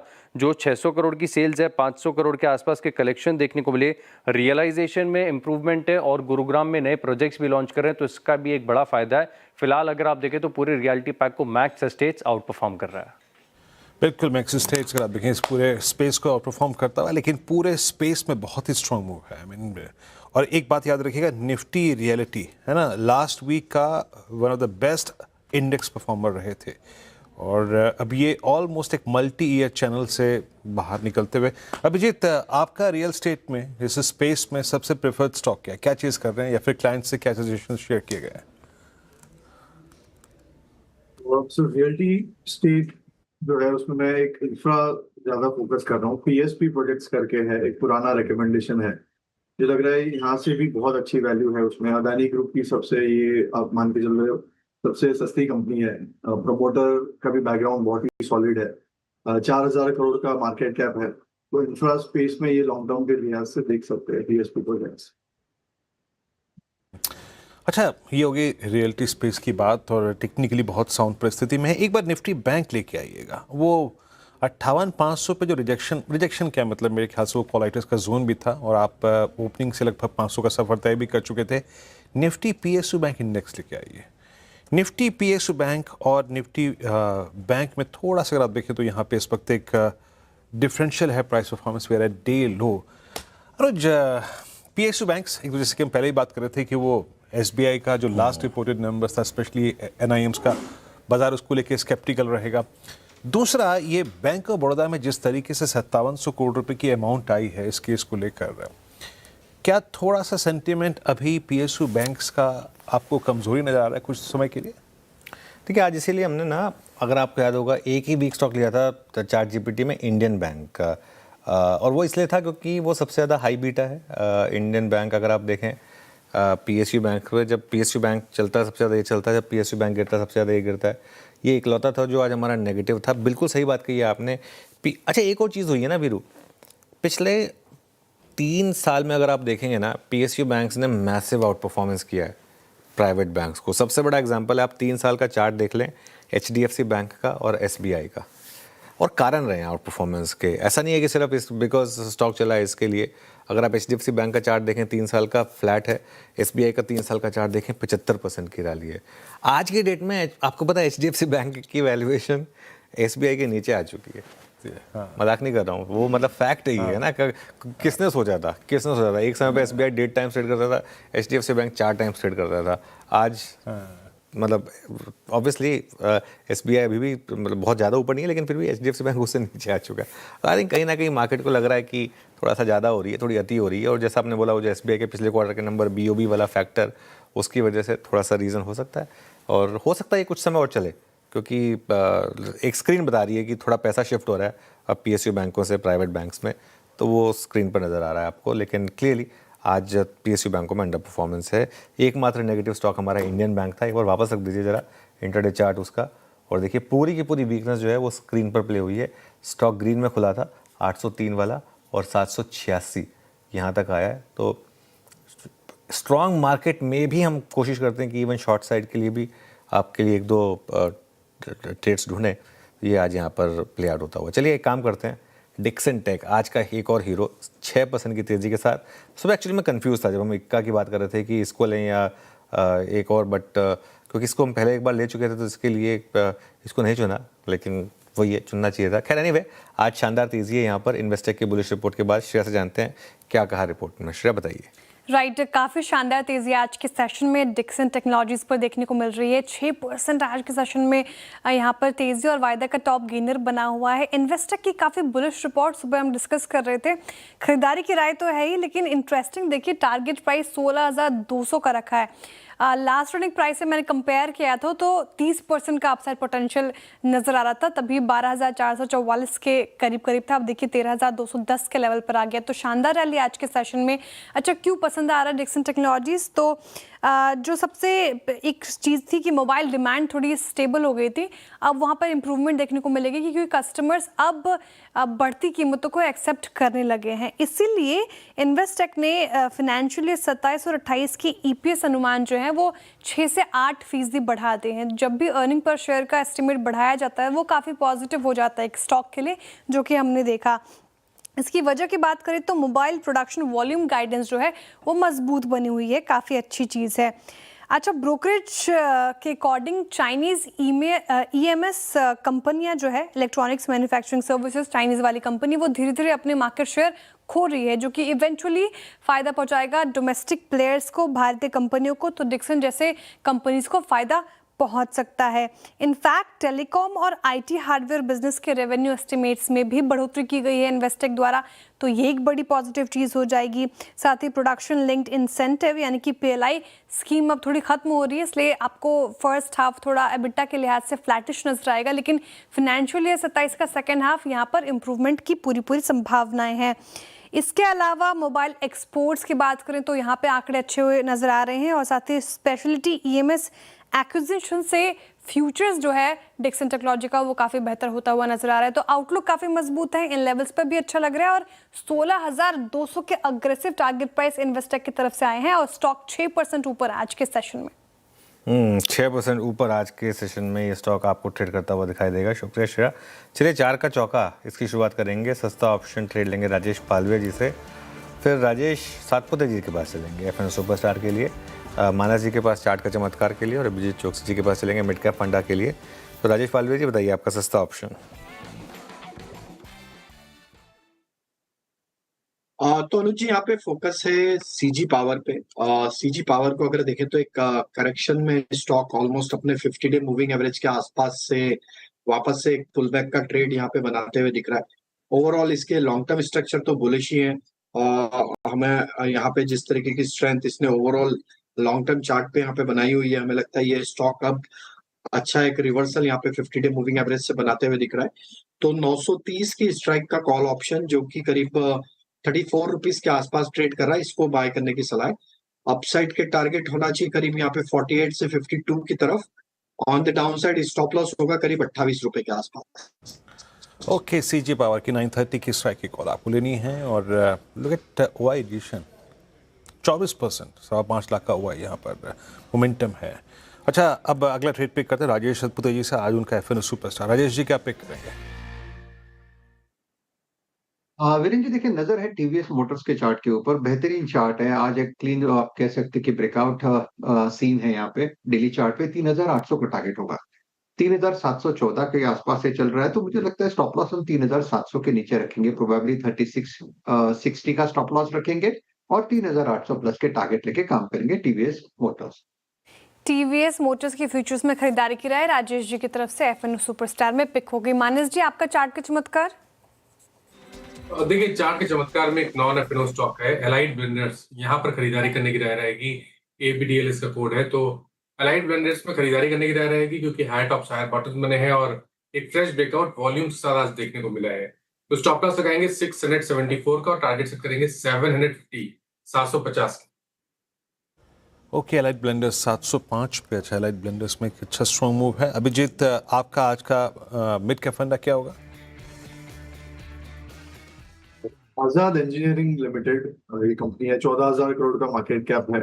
क्रिटिकल एरोस्पेस कंपोनेंट्स बनाती है कंपनी। वैल्यूएशन वाइज भी काफी बेटर लग रहा है। लास्ट नंबर्स की बात करें तो करीब 30% रेवेन्यू ग्रोथ आई थी। पैट भी 50% अप था लास्ट ईयर ऑन ईयर बात करें तो। 2,200 टू 2,300 के रेंज में एक लॉन्ग टर्म पोर्टफोलियो के हिसाब से काफी सेफ पिक लग रहा है।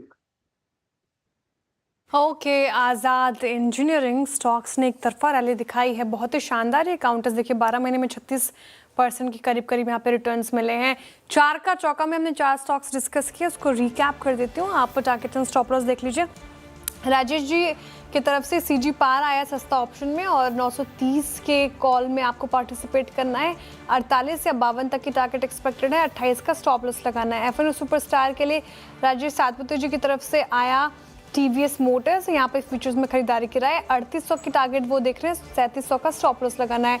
चार्ट का चमत्कार मानस जी को पसंद आ रहा है। एलाइड ब्लेंडर्स पूरा पैक अच्छा करता हुआ 750 की टारगेट है, 674 का स्टॉप लॉस। और आखिर में मिड कैप फंडा में अभिजीत जी ने सुझाया आज़ाद इंजीनियरिंग। शानदार मूव्स यहाँ पर भी देखने को मिले हैं और आज के सेशन में भी अच्छा परफॉर्मेंस दिखता हुआ नजर आ रहा है। अच्छा, तिमाही अपडेट के बाद आज वेदांता ग्रुप की कंपनियों में तेज हलचल है। अच्छा, ऐसा क्या हो गया अपडेट्स में, ये समझाने के लिए CNBC TV 18 के सुदर्शन जुड़ रहे हैं हमारे साथ। Sudarshan, good afternoon. Vedanta group के स्टॉक्स बताएं। वीकेंड पे वेदांता ग्रुप कंपनीज ने अपने क्वार्टरली अपडेट्स दिए, उसका सारे ग्रुप कंपनीज में आपको एक्शन देखने को मिला है। तो सबसे पहले स्टार्ट करूँ वेदांता एल्यूमिनियम, जिसने प्रोडक्शन हाईएस्ट एवर क्वार्टरली दिया है और वाई अगर जो देखेंगे तो प्रोडक्शन में 5% का इंक्रीज देखने को मिला था और सिक्वेंशियल बेसिस पे भी 3% इंक्रीज देखने को मिला था। लेकिन अगर जो एल्यूमिना प्रोडक्शन की बात करें तो वहाँ पे वाई तो 41% का इंक्रीज देखने को मिला था, लेकिन सिक्वेंशली वहाँ पे 6% गिरावट देखने को मिला था। उसका मेन या मुख्य कारण था अनप्लान शटडाउन जो वो कंपनी ने अनाउंस किया था। दूसरी कंपनी है वेदांता पावर, उन्होंने मीनाक्षी एनर्जी ने बहुत अच्छा प्रोडक्शन इंक्रीज रिपोर्ट किया है। मीनाक्षी एनर्जी का सिर्फ अगर जो बात करें तो वाई 3 टाइम्स इंक्रीज हुआ और सिक्वेंशली भी 16% इंक्रीज देखने को मिला है, जिसके कारण टोटल पावर का जो सेल्स था उसमें 38% का इंक्रीज हुआ है। तीसरी company Vedanta oil and gas, जिसका शेयर शार्पली अंडर प्रेशर है, उसमें सारे कंपनीज ने प्रोडक्शन में गिरावट रिपोर्ट किया है। अगर जो gross oil and gas production की बात करें तो वाई 17% गिरा है और सिक्वेंशियल बेसिस पर भी 4% गिरावट देखने को मिला है। वेदांता आयरन स्टील, यहाँ पे ओडिशा और गोवा के जो प्लांट्स हैं उन्होंने प्रोडक्शन इंक्रीज रिपोर्ट किया है, लेकिन कर्नाटका में इन्होंने दोनों ईयर ईयर और सिक्वेंशली प्रोडक्शन में गिरावट देखने को मिला और उसके कारण टोटल प्रोडक्शन में 4% वाई इंक्रीज हुआ है, लेकिन सिक्वेंशली 3% गिरावट देखने को मिला है। लास्ट कंपनी वेदांता लिमिटेड, इसका जो क्वार्टरली परफॉर्मेंस है वो मिक्स्ड है। जिंक इंडिया की अगर जो बात करें तो वाई उसका प्रोडक्शन इंक्रीज हुआ है, लेकिन यहाँ पे भी सिक्वेंशली प्रोडक्शन गिरा है। अगर जो पोर्ट्स ओवरऑल पोर्ट्स वॉल्यूम की बात करें तो दोनों QOQ और वाई इंक्रीज हुआ है। तो आपको मिक्स्ड रिएक्शन देखने को मिल रहा है सारे कंपनीज के क्वार्टरली अपडेट्स के बाद, लेकिन जो सबसे अच्छा अपडेट्स था वो वेदांता एल्यूमिनियम का था। अगर जो सबसे खराब बोलेंगे तो वेदांता ऑयल एंड गैस का था। अच्छा, चलिए अब जो हमारी स्टोरी थी उस पर शायद एक और कंफर्मेशन मिल रहा है। प्रीमियर एक्सप्लोजिव्स की बोर्ड मीट होने हैं 9 जुलाई को और उस बोर्ड मीट में बिजनेस और ऑपरेशंस ऑफ द कंपनी इसके डिस्कशन की बात वो कह रहे हैं। तो एक तरीके से सॉर्ट ऑफ आपको बता रही है कि 9 जुलाई की उनकी बोर्ड बैठक है, तो वो मोर और लेस अब पिक्चर जो है वो क्लियर होती जा रही है।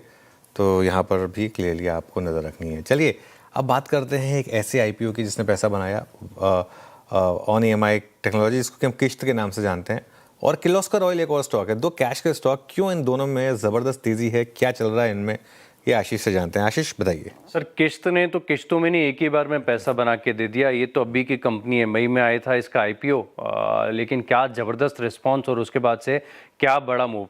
इसका आईपीओ आया था मई में, 171 का इशू प्राइस था। अभी का भाव देखें क्या बड़ी तेजी देखने को मिली, 320।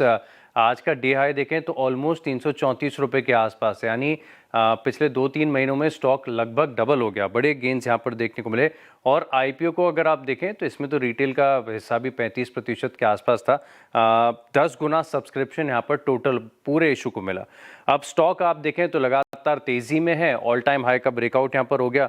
और इसके जो Q1 के अपडेट्स आए, बड़े स्ट्रॉन्ग अपडेट्स देखने को मिले। तो थोड़ा सा क्या है कि छोटे बेस का फायदा मिलता है, लेकिन जिस प्रकार की ग्रोथ आ रही है मार्केट को पसंद आती है। ट्रांसपेरेंसी अच्छी लगती है कि आप हर पैरामीटर को डिस्क्लोज करके बता रहे हो। अब रजिस्टर्ड यूजर बेस आप देखें तो ये बता रहे हैं पिछले साल के मुकाबले ये बढ़ा है 33%, यानी 7.5 करोड़ का आंकड़ा है, जो कि पिछले साल 5.6 करोड़ था। अगर आप क्यूमुलेटिव कस्टमर की बात करें तो 1.25 करोड़ का आंकड़ा यहाँ पर देखने को मिला है, जो कि पिछले साल था 97 लाख, यानी 26% की बढ़त यहाँ पर आपको देखने को मिली है। अब कंपनी का AUM आप देखें तो करीब करीब 8,000 करोड़ के आसपास आ चुका है, जिसमें पिछले साल के मुकाबले 61% की बढ़त है। और ऐसा नहीं है कि पिछले साल के मुकाबले ही बढ़त है, अगर आप सीक्वेंशियल तौर पर भी आप देखें तो तकरीबन 13% की बढ़त यहाँ पर देखने को मिली। लोन अगेंस्ट प्रॉपर्टी, जो कि इनकी ओवरऑल असेट क्वालिटी को काफ़ी सुधारेगा और इससे स्ट्रेंथ भी मिलती है, तो ये अगर आप देखें तो टोटल पोर्टफोलियो में 7.7% का कंट्रीब्यूशन रखता है। अब ये हिस्सा पिछले साल इसी सेगमेंट का बहुत कम था, सिर्फ 2.5% के आसपास था, जो कि 2.5 से अब 7.7% हो गया। यानी अच्छे बढ़िया लोन्स की जो ताकत है वो लगातार बढ़ती जा रही है। और डिसबर्समेंट भी आप देखें तो 2780 करोड़ से 3812 करोड़ हो गए, यानी हर पैमाने पर आप देखें तो बहुत ही स्ट्रॉन्ग अपडेट है और मार्केट को पसंद भी आ रहा है। इसी के चलते आप देखें तो आज भी इतनी तेजी के बाद थोड़ी बहुत तेजी स्टॉक में फिलहाल के लिए आपको नजर आई। अच्छा, एक और स्टॉक है किर्लोस्कर ऑयल, इसकी भी बात आपको करनी पड़ेगी। थोड़े दिन पहले आप देखें तो एक बड़ा ऑर्डर मिला था इन्हें, डेटा सेंटर सेंट्रिक ऑर्डर था, तो उसके बाद से तो ये स्टॉक रुका ही नहीं था। शायद 30% के आसपास 2 दिनों में बड़े मूव आ गए थे। आज थोड़ा सा स्लाइट ऑफ आया है, 2410 रुपये का हाई इसका, थोड़ी सी गिरावट यहाँ पर आई है। लेकिन खास बात है कि जेफरीज की तरफ से अब यहाँ पर कवरेज की, किर्लोस्कर ऑयल पर जेफरीज की रिपोर्ट ये अपने आप में बड़ा सिग्निफिकेंट है और 2815 रुपये के टारगेट से यहाँ पर कवरेज की शुरुआत की गई है। और ये बता रहे हैं कि पावर बैकअप जेनसेट में आप देखें तो सेकेंड लार्जेस्ट प्लेयर है और कंपनी वैल्यू चेन में लगातार आगे बढ़ती जा रही है। जो नए नए सेगमेंट्स में हाई हॉर्स पावर वाले प्रोडक्ट्स ये लॉन्च कर रहे हैं, इसके एक बड़ा फायदा यहाँ पर देखने को मिलेगा। और जेफरीज का मानना यह है कि FY30 तक ROE इंप्रूव होकर 20% हो जाएगा और EPS का CAGR तकरीबन 22% आपको देखने को मिल सकता है। और बड़ी बढ़त यहाँ पर आपको एक तो क्या है, अच्छा कैपिटल एलोकेशन है, मार्जिन इंप्रूवमेंट है, तो इसका भी एक बड़ा बेनिफिट है। वैल्यूएशन के लिहाज से बता रहे कि FY28 ये स्टॉक चल रहा है 45 टाइम्स पर। सुनने में महंगा लग रहा होगा, लेकिन जिस प्रकार से इनकी अर्निंग्स लगातार बढ़ती जा रही है, जेफरीज को कंफर्ट ये आ रहा है कि अर्निंग्स बढ़ रही हैं, तो यहाँ से आप देखें तो 45 का PE भी इन्हें थोड़ा सस्ता लग रहा है और इसी के चलते आप देखें तो स्टॉक में लगातार एक्शन बना हुआ है। ओके, चलिए एक्शन बना हुआ है यहाँ पर। अभी काम करते हैं, शुक्रिया आशीष। अभी काम करते हैं, थोड़ा सा ब्रेक लेते हैं, इसके बाद ईडलवाइस के CIO इक्विटीज त्रिदीप भट्टाचार्य होंगे हमारे साथ।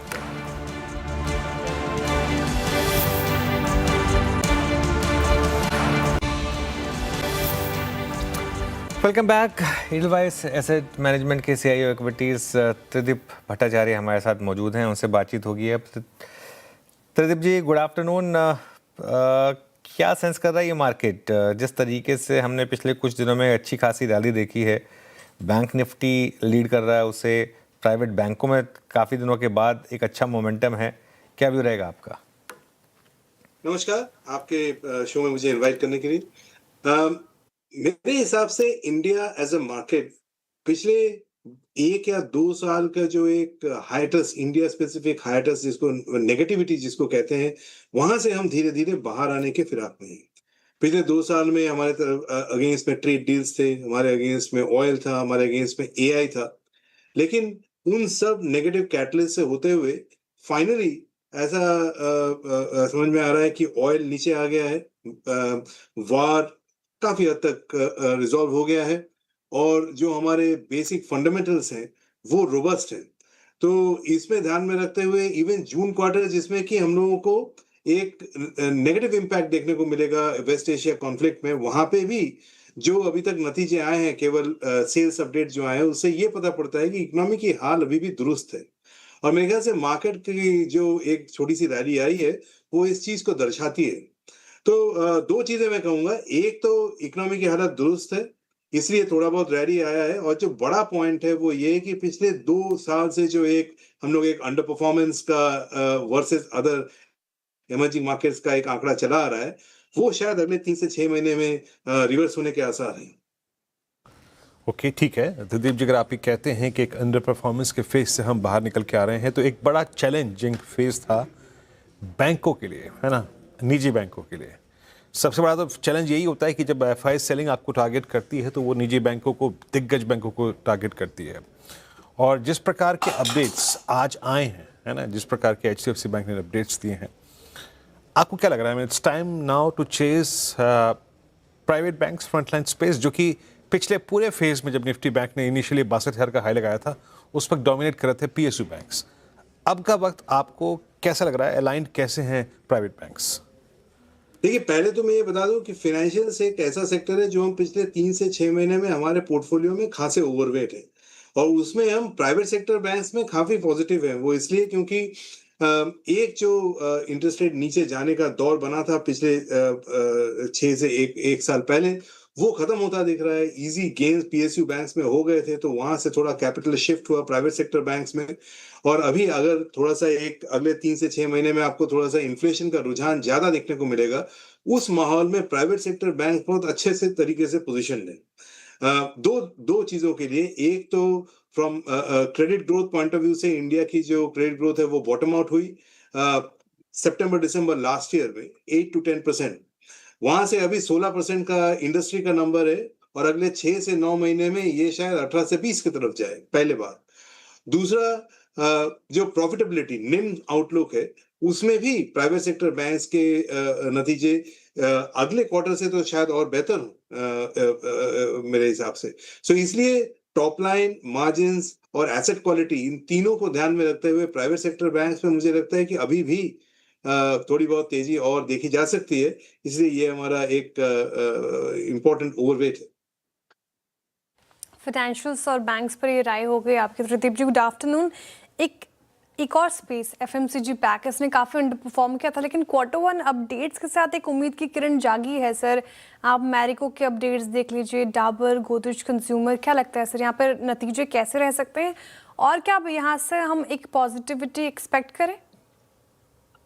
मेरे हिसाब से तो सब सेक्टर्स में रिलेटिव जो अपडेट आए हैं, वो जितने नेगेटिव लोग सोच रहे थे कि जून क्वार्टर में वेस्ट एशिया कॉन्फ्लिक्ट की नेगेटिविटी रहेगी, उतना नहीं हुआ है। तो वर्सेस एक्सपेक्टेशन हर जगह थोड़ा पॉजिटिव सरप्राइज है, इसलिए हमको रिलेटिव देखना होगा कि कहाँ पे ये सरप्राइज ज्यादा है। और मेरे ख्याल में उसमें जो कंज्यूमर डिस्क्रिशनरी है, वहां पे जैसे ऑटोज हो गए और बाकी जो लग्जरी कंजम्पशन हुए, उस एरियाज में शायद आपको जो डेल्टा है वो ज्यादा देखने को मिले। इसलिए FMCG से ज्यादा हम कंज्यूमर डिस्क्रिशनरी में पॉजिटिव हैं। इन जनरल कंजम्पशन में जितना बड़ा इम्पैक्ट लोगों ने सोचा था, ये वेस्ट एशिया कॉन्फ्लिक्ट जो हमारे लिए कि ऑयल कॉन्फ्लिक्ट था, उतना इम्पैक्ट नहीं आया है। तो जनरली कंजम्पशन के लिए पॉजिटिव है, लेकिन कंजम्पशन के अंदर में कंज्यूमर डिस्क्रिशनरी में थोड़ा ज्यादा पॉजिटिव है। तो उसमें ऑटोज या कुछ और सबसे ऊपर क्या? ऑटोज में सबसे पहले उसमें तो मेरे ख्याल में अगले 3 से 6 महीने में शायद अर्निंग्स अपग्रेड थोड़े और देखने को मिले, जो यहाँ तक है। फिर आपके लेजर सर्विसेज, होटल्स हो गए, वो स्पेस हमें अच्छा लगता है। फिर ज्वेलरी स्पेस, ये 2-3 ऐसे कंज्यूमर डिस्क्रिशनरी स्पेसेस हैं जहां मुझे लगता है कि अभी भी पूरी तरीके से पॉजिटिविटी कैप्चर नहीं हुई है। ओके, अच्छा, अभी थर्सडे को TCS के नंबर्स आएंगे। लार्ज कैप IT पर क्या व्यू है आपका? ये मेरे ख्याल में ओवरऑल वैल्यूएशंस जो है, वैल्यूएशंस एक बार के लिए शायद बॉटम के इर्द गिर्द घूम रहे हैं। अर्निंग्स मोमेंटम इसमें अभी भी नहीं आई है, और मेरे ख्याल से 1-2 क्वार्टर शायद और लग जाए। तो हम इस स्पेस में थोड़े बहुत अंडरवेट हैं, लेकिन हम इसको बहुत ज्यादा इंक्रीमेंटल नेगेटिव तरीके से नहीं देख रहे हैं। हमें लगता है कि काफी हद तक पेन IT ले चुके हैं, वैल्यूएशंस रीसेट हो चुका है। धीमे धीमे जैसे अर्निंग्स की गति थोड़ी सी सुधरेगी, वैसे सेक्टर का आउटलुक बेहतर होने के आसार हैं। तो हम मार्जिनल अंडरवेट है, ऑब्जर्व कर रहे हैं इस स्पेस को, अर्निंग्स की आउटलुक थोड़ी बेहतर होने की। अच्छा त्रिदीप जी, ऑटो जायंट्स, मैं जायंट्स की बात कर रहा हूँ, मैं जहाँ पे स्पेस अभी भी नजर आया, just putting instance of M&M उदाहरण के तौर पे पेश कर रहा हूँ, आपसे स्टॉक स्पेसिफिक टिप्पणी मैं उम्मीद करता भी नहीं हूँ। M&M अभी भी अपने हाई से करीब 20% नीचे है ना? ऑटो में कहाँ कहाँ स्पेस नजर आ रहा है, फ्रंट लाइन ऑटो में आपको, या फिर थोड़ा सा नीचे आए, ड्रिफ्ट हो ऑटो इंसलरी में, टायर स्टॉक्स में, बैटरी स्टॉक्स में, यहाँ पे आपका व्यू क्या है? तो वही मैं स्टॉक स्पेसिफिक ना होते हुए ये कह रहा था कि आप मेन स्ट्रीम ऑटो के अगर आप वैल्यूएशंस ले लें या उनके शेयर प्राइसेस ले लें, तो वो अपने ऑल टाइम हाई से मीनिंगफुल तरीके से नीचे हैं, और जो मार्जिन आउटलुक है वो ये क्वार्टर में मुझे बॉटम आउट होता दिख रहा है। तो इसलिए लार्ज कैप है वो एकदम एंड तक शायद वेट ना करें, तो इसलिए एक बॉटम आउट होने के आसार बेहतर हैं। दूसरे हैं टायर स्टॉक्स। टायर स्टॉक्स एक और कंज्यूमर डिस्क्रिशनरी सेगमेंट है जहां हम पॉजिटिव हैं। यहाँ अगेन ये क्वार्टर के जो नतीजे आएंगे उसमें एक हाई क्रूड ऑयल प्राइसेस के का इम्पैक्ट मार्जिन्स में दिखेगा, लेकिन इंक्रीमेंटली ऑयल प्राइस जहां पे है वहां से यहाँ से पॉजिटिव होता हुआ दिख रहा है। तो इसलिए सबसे ज्यादा ऑटो ओईएम्स में हम पॉजिटिव हैं, उसके बाद सिलेक्ट ऑटो एंसिलरीज जैसे टायर्स, उसमें भी हमारी जो रुचि है वो ओवरवेट है। ओके और एक कमोडिटीज़ में क्या करना है त्रिदीप जी अभी, स्पेशली प्रेशियस मेटल्स में गोल्ड एंड सिल्वर, क्या लगता है आपको यहाँ से रैली बढ़ने वाली है या फिर थोड़ी और गिरावट आएगी? आपका नजरिया क्या कहता है? हम तो कमोडिटीज में अभी इंक्रीमेंटली नेगेटिव हैं, in the sense profit booking कर चुके हैं, किए हुए हैं। ये स्पेस ने पिछले 3 से 6 महीने पर्टिकुलरली वॉर रिलेटेड जो डिसकंटिन्यू थी उसमें एक अच्छा खासा प्राइसेस देखने को मिले, अच्छा खासा रैली देखने को मिले, बट मेरे ख्याल में वो एक समय था, वो निकल चुका है। अभी कमोडिटीज के नीचे आने की बारी है। ऐसे माहौल में हम लोग टैक्टिकली जो मेटल्स एंड माइनिंग में ओवरवेट गए थे वहां पे हम अंडरवेट हो गए। प्रेशियस मेटल्स जिनको आपने बात कही है वो एक नॉन इक्विटी रिलेटेड कॉल है, इसलिए एक मेरा मानना यह है कि उसमें भी बेस्ट इज बिहाइंड अस। एक एसेट एलोकेशन के तौर पे प्रेशियस मेटल्स में इन्वेस्टर्स का एलोकेशन होना चाहिए, पर उससे ज्यादा मैं तो रेकमेंड नहीं करूंगा कि आज के भाव में, आज के समय में उससे ज्यादा एलोकेशन हो। चलिए दीदी जी, बहुत बहुत शुक्रिया, आप इस कार्यक्रम में शामिल हुए, सभी इंडस्ट्रीज पे, सेक्टर्स पे अपनी राय रखी आपने, और संकेतों के तौर पे कुछ स्टॉक्स का भी उल्लेख किया आपने, बहुत बहुत शुक्रिया।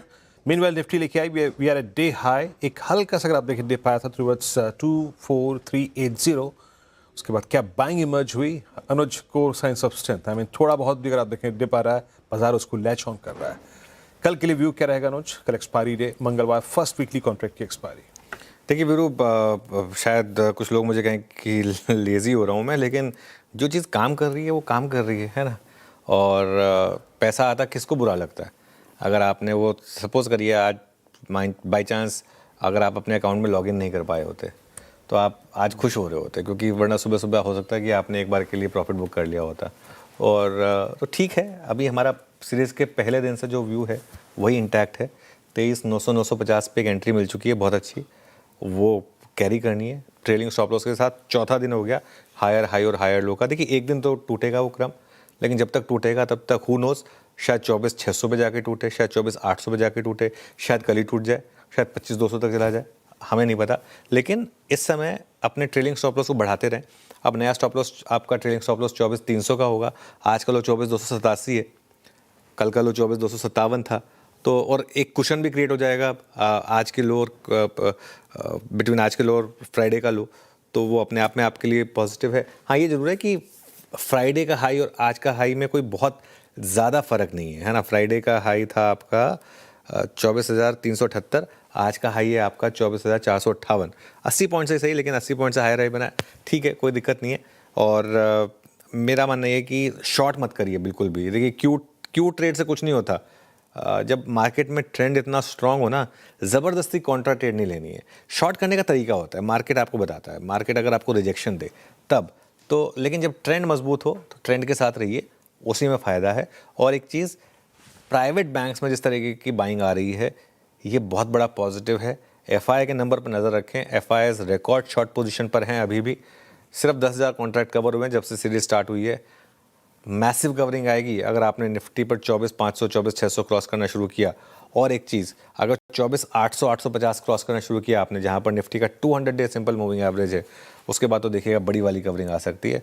तो ठीक है, एक अगर स्टॉप लॉस लग गया तो लग गया। रिस्क बार बार मैं कह रहा हूँ एक जगह से ओपन हो रहा है, वो है डॉलर रुपी। समहाउ ये वाली जो मार्केट की रैली है, ये करेंसी जो है इससे अलाइन नहीं कर रही है। मतलब अगर आप डॉलर रुपये का आज का भी चार्ट देखें, इसे आराम से अब तक 94 पे होना चाहिए था। ये क्यों 95.4 पर है अभी तक, आज भी क्यों वीक हुआ है, ये थोड़ा सा एक पजलिंग है। That is it. अदरवाइज बाकी सब फैक्टर्स जो है वो आपके फेवर में है। नूपुर के पास चलते हैं, जानते हैं डीलिंग रूम से कौन कौन से स्टॉक्स पर नजर। नूपुर बताइए।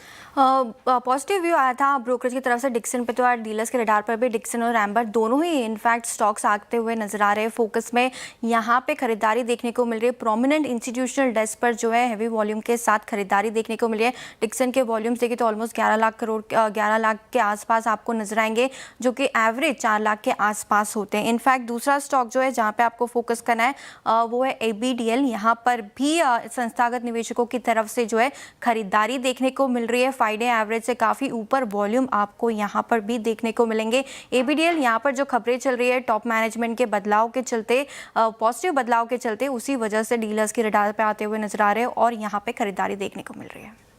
ओके, डीलर्स के रडार पे ये सारे स्टॉक्स, डिक्सन और एम्बर, साथ ही लाइट ब्लेंडर्स भी रहेगा। ये तो मानस जी की पिक भी थी, तो यहाँ पर डीलर्स की तरफ से पॉजिटिविटी और थम्स अप आता हुआ। चलिए अब हम समझ लेते हैं कि हमारे पैनल कौन से स्टॉक्स पिक कर रहे हैं। BTST STBT ट्रेड्स लेना शुरू करते हैं। शुरुआत पालविया जी आपसे करेंगे। बताइए फिर कल के सेशन के लिए BTST STBT। तो श्रेया जी BTST ही बाय करने की सलाह है और हमें लगता है यहाँ पे रियल एस्टेट स्पेस में लोढ़ा बाय किया जा सकता है। यहाँ पे एक अच्छा ब्रेकआउट देखने को मिला है। वीकली डेली टाइम फ्रेम पे जिस तरीके की स्ट्रेंथ ये स्टॉक डिस्प्ले कर रहा है, हमें लगता है यहाँ पे पोटेंशियल है स्टॉक को फर्दर ये अप मूव को एक्सटेंड करने का। 1120 1130 की अपसाइड के टारगेट के लिए लोढ़ा को बाय करने की सलाह है और on the down side stop loss suggest करेंगे करीब 1070 के आसपास। ओके, लोधा डेवलपर्स ये हो गई राजेश जी की पिक। गाबा सर आपके पिक कल के लिए? मेरा ध्यान है हीरो मोटर्स पर।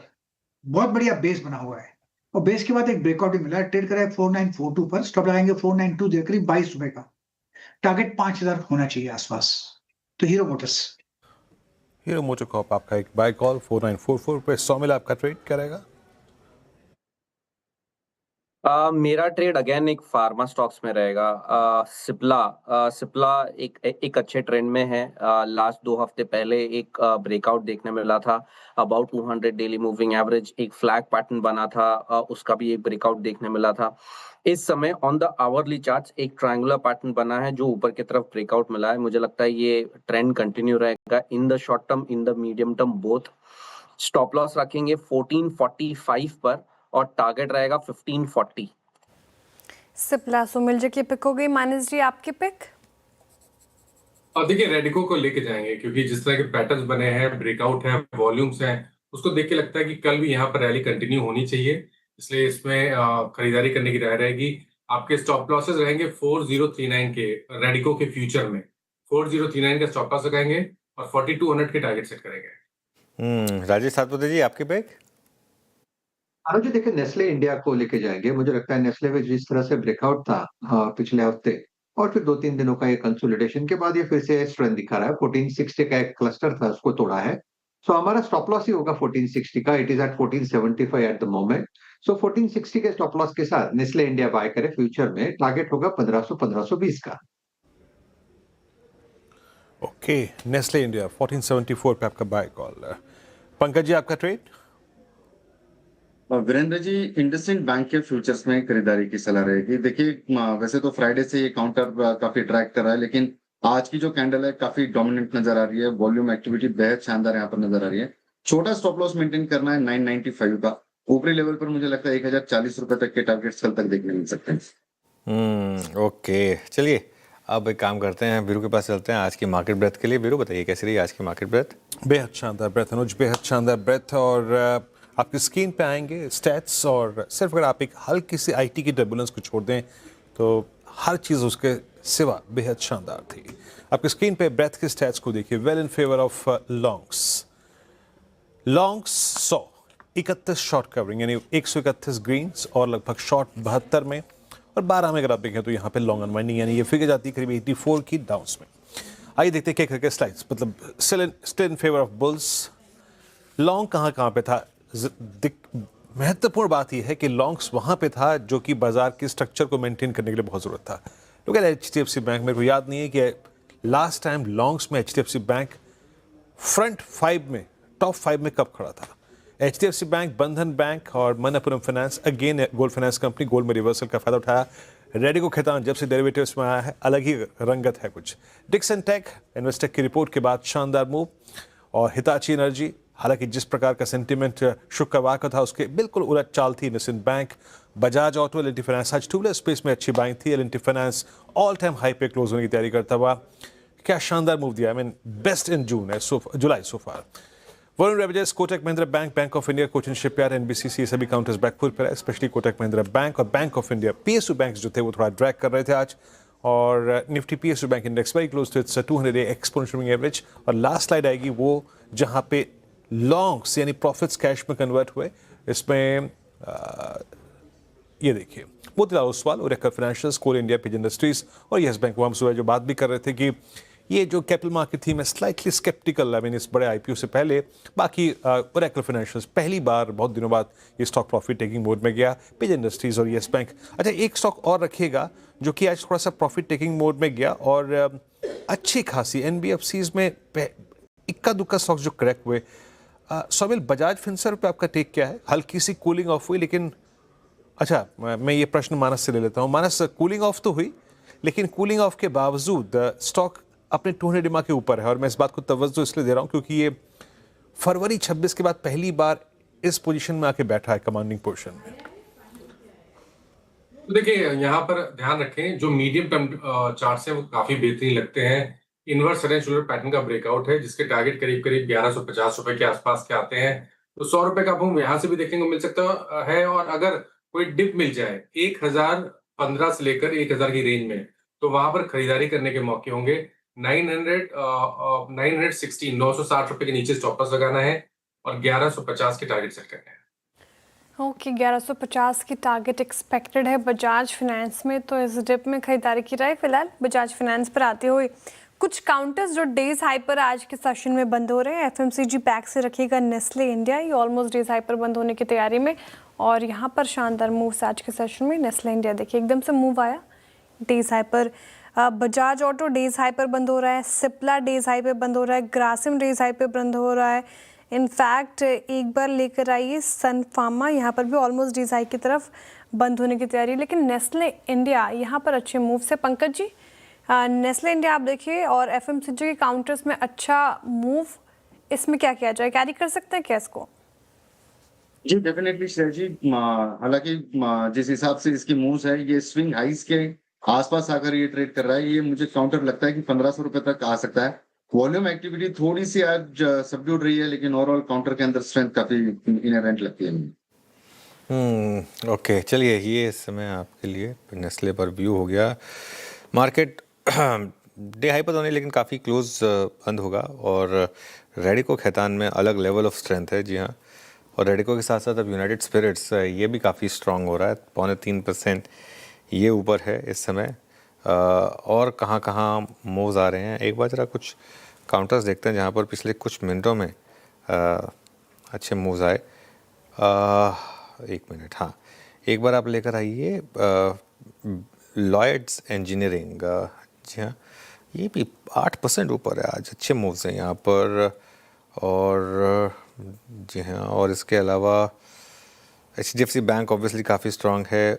ONGC रखिएगा एक बार ज़रा, बहुत दिनों के बाद ONGC में आज स्ट्रेंथ लौटी है। हालांकि कच्चा तेल अभी भी 71-72 के बीच में ही है, लेकिन ONGC यहाँ पर लगातार बज़ था OFS का और नहीं आया OFS अब तक।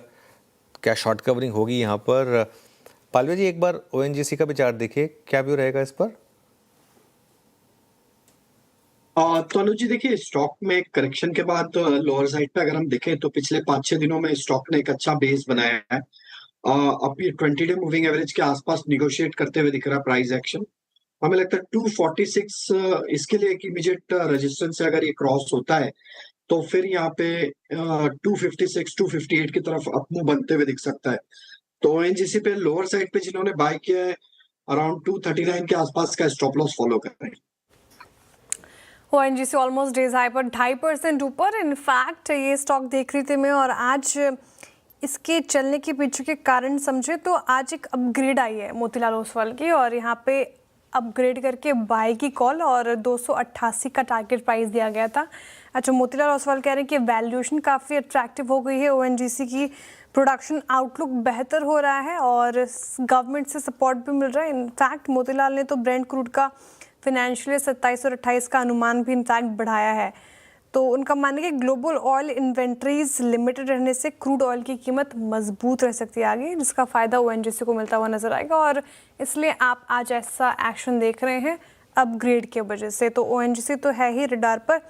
एक बार रखिएगा स्क्रीन पर डिलीवरी, और डिलीवरी में भी अच्छे मूव्स यहाँ पे, ये भी ऑलमोस्ट डेज हाई के आसपास ही क्लोज होने की तैयारी कर रहा है, 2.5-3% अप, और पिछले वीक में भी शानदार रिटर्न मिला है। आप देखिए 12-13% का रिटर्न्स, 6 महीने में 25% ज़्यादा के रिटर्न्स दिए हैं डिलीवरी ने, और 12 महीने का भी अगर चार्ट रखेंगे तो करीब करीब डिलीवरी से 32% के रिटर्न्स तो मिले हैं। शानदार मूव्स यहाँ पे डिलीवरी में रहा है।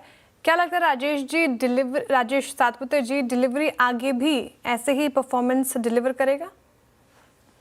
देखिए श्रेया, बहुत स्ट्रॉन्ग चार्ट है। मुझे लगता है कि जिस तरह से इसमें डेली चार्ट पे, और भी सबसे बड़ी बात है कि जो वीकली चार्ट पे ब्रेकआउट है, बहुत तो आप कह सकते हैं कि अच्छे कंसोलिडेशन के बाद इसके बाद इसका जो टारगेट दिखता है वो कम से कम मुझे लगता है 550 से लेके 580 का होगा। बायस पॉजिटिव होगा। स्टॉप लॉस में पोजिशनली बात करूंगा, अगर पोजिशन है तो रखे 500 के नीचे स्टॉप लॉस रखे, 550 प्लस मिनिमम टारगेट होगा। डिलीवरी 520 शानदार मूव यहाँ पे। आज एक बार लेके आइएगा पीजी इलेक्ट्रोप्लास्ट 576 पे। इस स्पेस में ये स्टॉक आज लोअर ट्रैजेक्टरी से बाहर निकलता हुआ, और ये एक बात समझ लीजिएगा आप, मेरे ख्याल से अगस्त 25 के बाद इसने कई बार अटैम्प्ट लिया। जनवरी फर्स्ट वीक में, उसके बाद फेब सेकेंड वीक में, उसके बाद फेब फोर्थ वीक में, to cross its 200 day exponential average, लेकिन कभी भी सक्सीड नहीं हो पाया। बट ये क्लोज डिसाइसिवली उस एवरेज के ऊपर है सेकेंड कंसेक्यूटिव सेशन में। आप इसको कितनी इंपॉर्टेंस देंगे राजेश पालवे जी, पीजी इलेक्ट्रोप्लास्ट रिवर्सल वाले स्टॉक्स की कैटेगरी में? तो डेफिनेटली एक अच्छा रिवर्सल स्टॉक में यहाँ पे बनते हुए दिख रहा है, और जिस तरीके से करेक्शन के बाद यहाँ पे हम देखें तो ऑलमोस्ट 8 से 10 वीक स्टॉक ने कंसोलिडेशन दिखाया, और अब अपने एक सप्लाई जोन को निगोशिएट करते हुए देखने को मिल रहा है। 580 इसके लिए एक इमीडिएट हर्डल है। अगर ये ब्रेकआउट करने में सक्सीड होता है तो फिर हमें लगता है यहाँ पे इसका नेक्स्ट टारगेट 620-630 की तरफ भी अनफोल्ड होते हुए दिख सकता है। तो एक काफी बड़े कंसोलिडेशन रेंज के ब्रेकआउट की तैयारी करते हुए दिख रहा है स्टॉक। तो जरूर यहाँ पे हम इसको अपने रडार पे रखेंगे। एट दिस मोमेंट 560 के आसपास का स्टॉप लॉस फॉलो करेंगे। 580 पहला हर्डल है, अगर वो क्रॉस होता है तो 620-630 की तरफ ये बढ़ेगा। पीजी इलेक्ट्रोप्लास्ट यहाँ पर ऑब्वियसली जो आउटलुक है वो पॉजिटिव है, चार्ट्स पर भी दम का माइनस की टॉप कॉल भी थी आज शो के शुरुआत में, और अच्छा परफॉर्मेंस पीजी इलेक्ट्रोप्लास्ट में देखने को मिला है। इनफैक्ट 1.5% ऊपर है आज के सेशन में, वहीं पे क्लोज होने की तैयारी। इनफैक्ट अच्छा, कैपिटल मार्केट स्पेस में थोड़ी कमजोरी थी, लेकिन एक बार 361 वैम रखिएगा, और 361 आपको लगभग अब 2% ऊपर के आसपास नज़र आएगा डेज हाई पर। और एक बार AB कैपिटल भी रखिएगा स्क्रीन पर। AB कैपिटल देख लेते हैं ये कहाँ पे क्लोज होने की तैयारी कर रहा है। ये आदित्य बिरला कैपिटल भी ऑलमोस्ट डेज हाई के आसपास ही क्लोज होने की तैयारी कर रहा है। यहाँ पर अच्छी क्लोजिंग होती हुई नज़र आ रही है। तो आदित्य बिरला कैपिटल या 361 मैम, क्या चुनेंगे गाबर सर अगर चुनना हो तो? आई थिंक 361 में तो मुझे अच्छा लगता है बिल्कुल। अब वो सुबह से ही है ट्रेड करा है, 1133 पे ट्रेड करा है। स्टॉप लगाएंगे 1120 का, 13 रुपए का।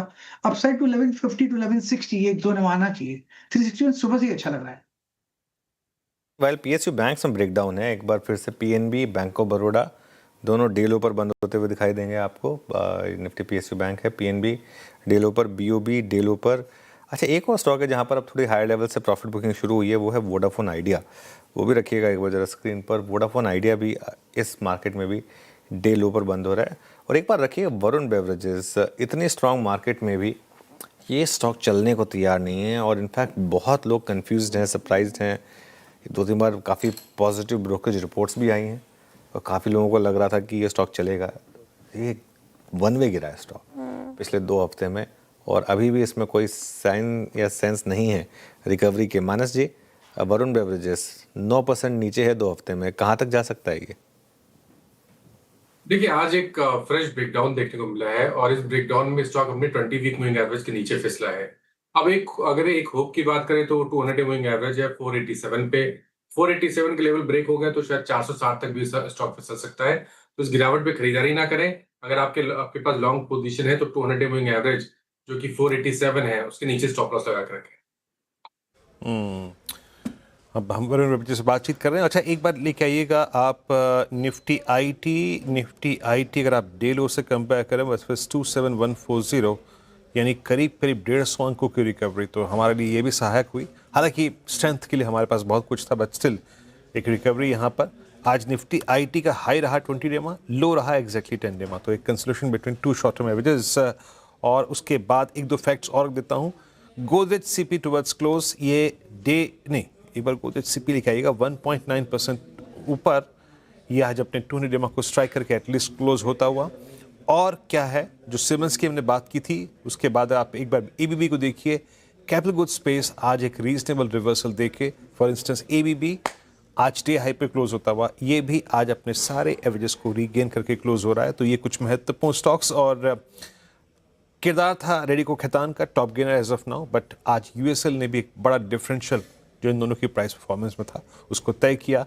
यूएसएल क्लोज होता हुआ 13 मार्च के बाद अब तक के सबसे हाईएस्ट क्लस्टर पे। चलते हैं उसके पास इस क्लोजिंग को देखने के लिए। अनुज, ओवर टू यू। बिल्कुल वीरू, मैं देख रहा था कुछ आईटी स्टॉक्स जहां पर काफ़ी अच्छी स्ट्रेंथ थी, जैसा आपने बोला कुछ पुल बैक था। कुफोज देखिए आप, कुफोज एक्चुअली देखें तो अच्छी खासी गेंस के साथ बंद हो रहा है। एक बार परसिस्टेंट रखिएगा। और अब मैं बताऊं ना, मैं इसलिए नहीं कह रहा हूँ क्योंकि वो जो हमारा उस दिन का व्यू था वो सही हो रहा है साबित। इवेंचुअली ना, जब मार्केट इस तरीके से पैनिक करे, 1 हफ्ते का चार्ट वापस रखिएगा, जब मार्केट इस तरीके से पैनिक करे ना, उसमें कई बार अपॉर्चुनिटीज छुपी होती हैं। 4300 से 4700 3 दिनों में क्लीन मूव है। 4300 से 4700 400 रुपये, और 4300 पे सबको मौका मिला था। और हमने उस दिन बात भी की थी कि जो लोग आपको आज सेल बोल रहे हैं ना 4300, वो 4600 पर आकर आपको बाय बोलेंगे, देख लीजिएगा। और आज देखिए 4700। चलिए खैर स्क्रीन पर चलते हैं। 160 पॉइंट्स की रैली रही निफ्टी में, 2.5%। बैंक निफ्टी ये भी करीब 2.5% के गेंस के साथ बंद हुआ, 340 पॉइंट ऊपर। निफ्टी आईटी आज थोड़ा सा रेड में था, 0.5%। इसको रिफ्रेश करिए प्लीज़, ये रिफ्रेश नहीं हो रहा है।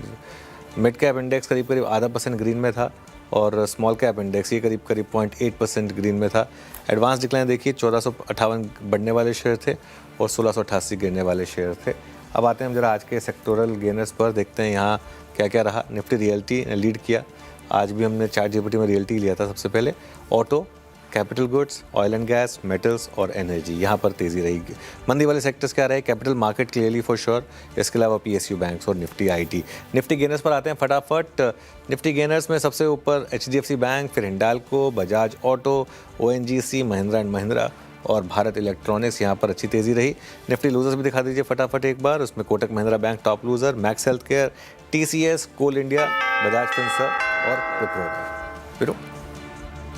तो शानदार क्लोज निफ्टी के लिए, निफ्टी बैंक के लिए, और कुछ रिवर्सल टुवर्ड्स एंड आईटी में भी था। बाकी स्टॉक स्पेसिफिक समरी बेहद स्ट्रॉन्ग रही। लिकर स्पेस बहुत स्ट्रॉन्ग रहा। खैर, अब एक काम करते हैं आज के शानदार क्लोज की तरफ। आप देख सकते हैं कि आंकड़े बेहद शानदार और टॉप गेनर वही जो इन्वेस्टेक की रिपोर्ट थी हम डिस्कस कर रहे थे, आज 7% अब बंद हुआ है।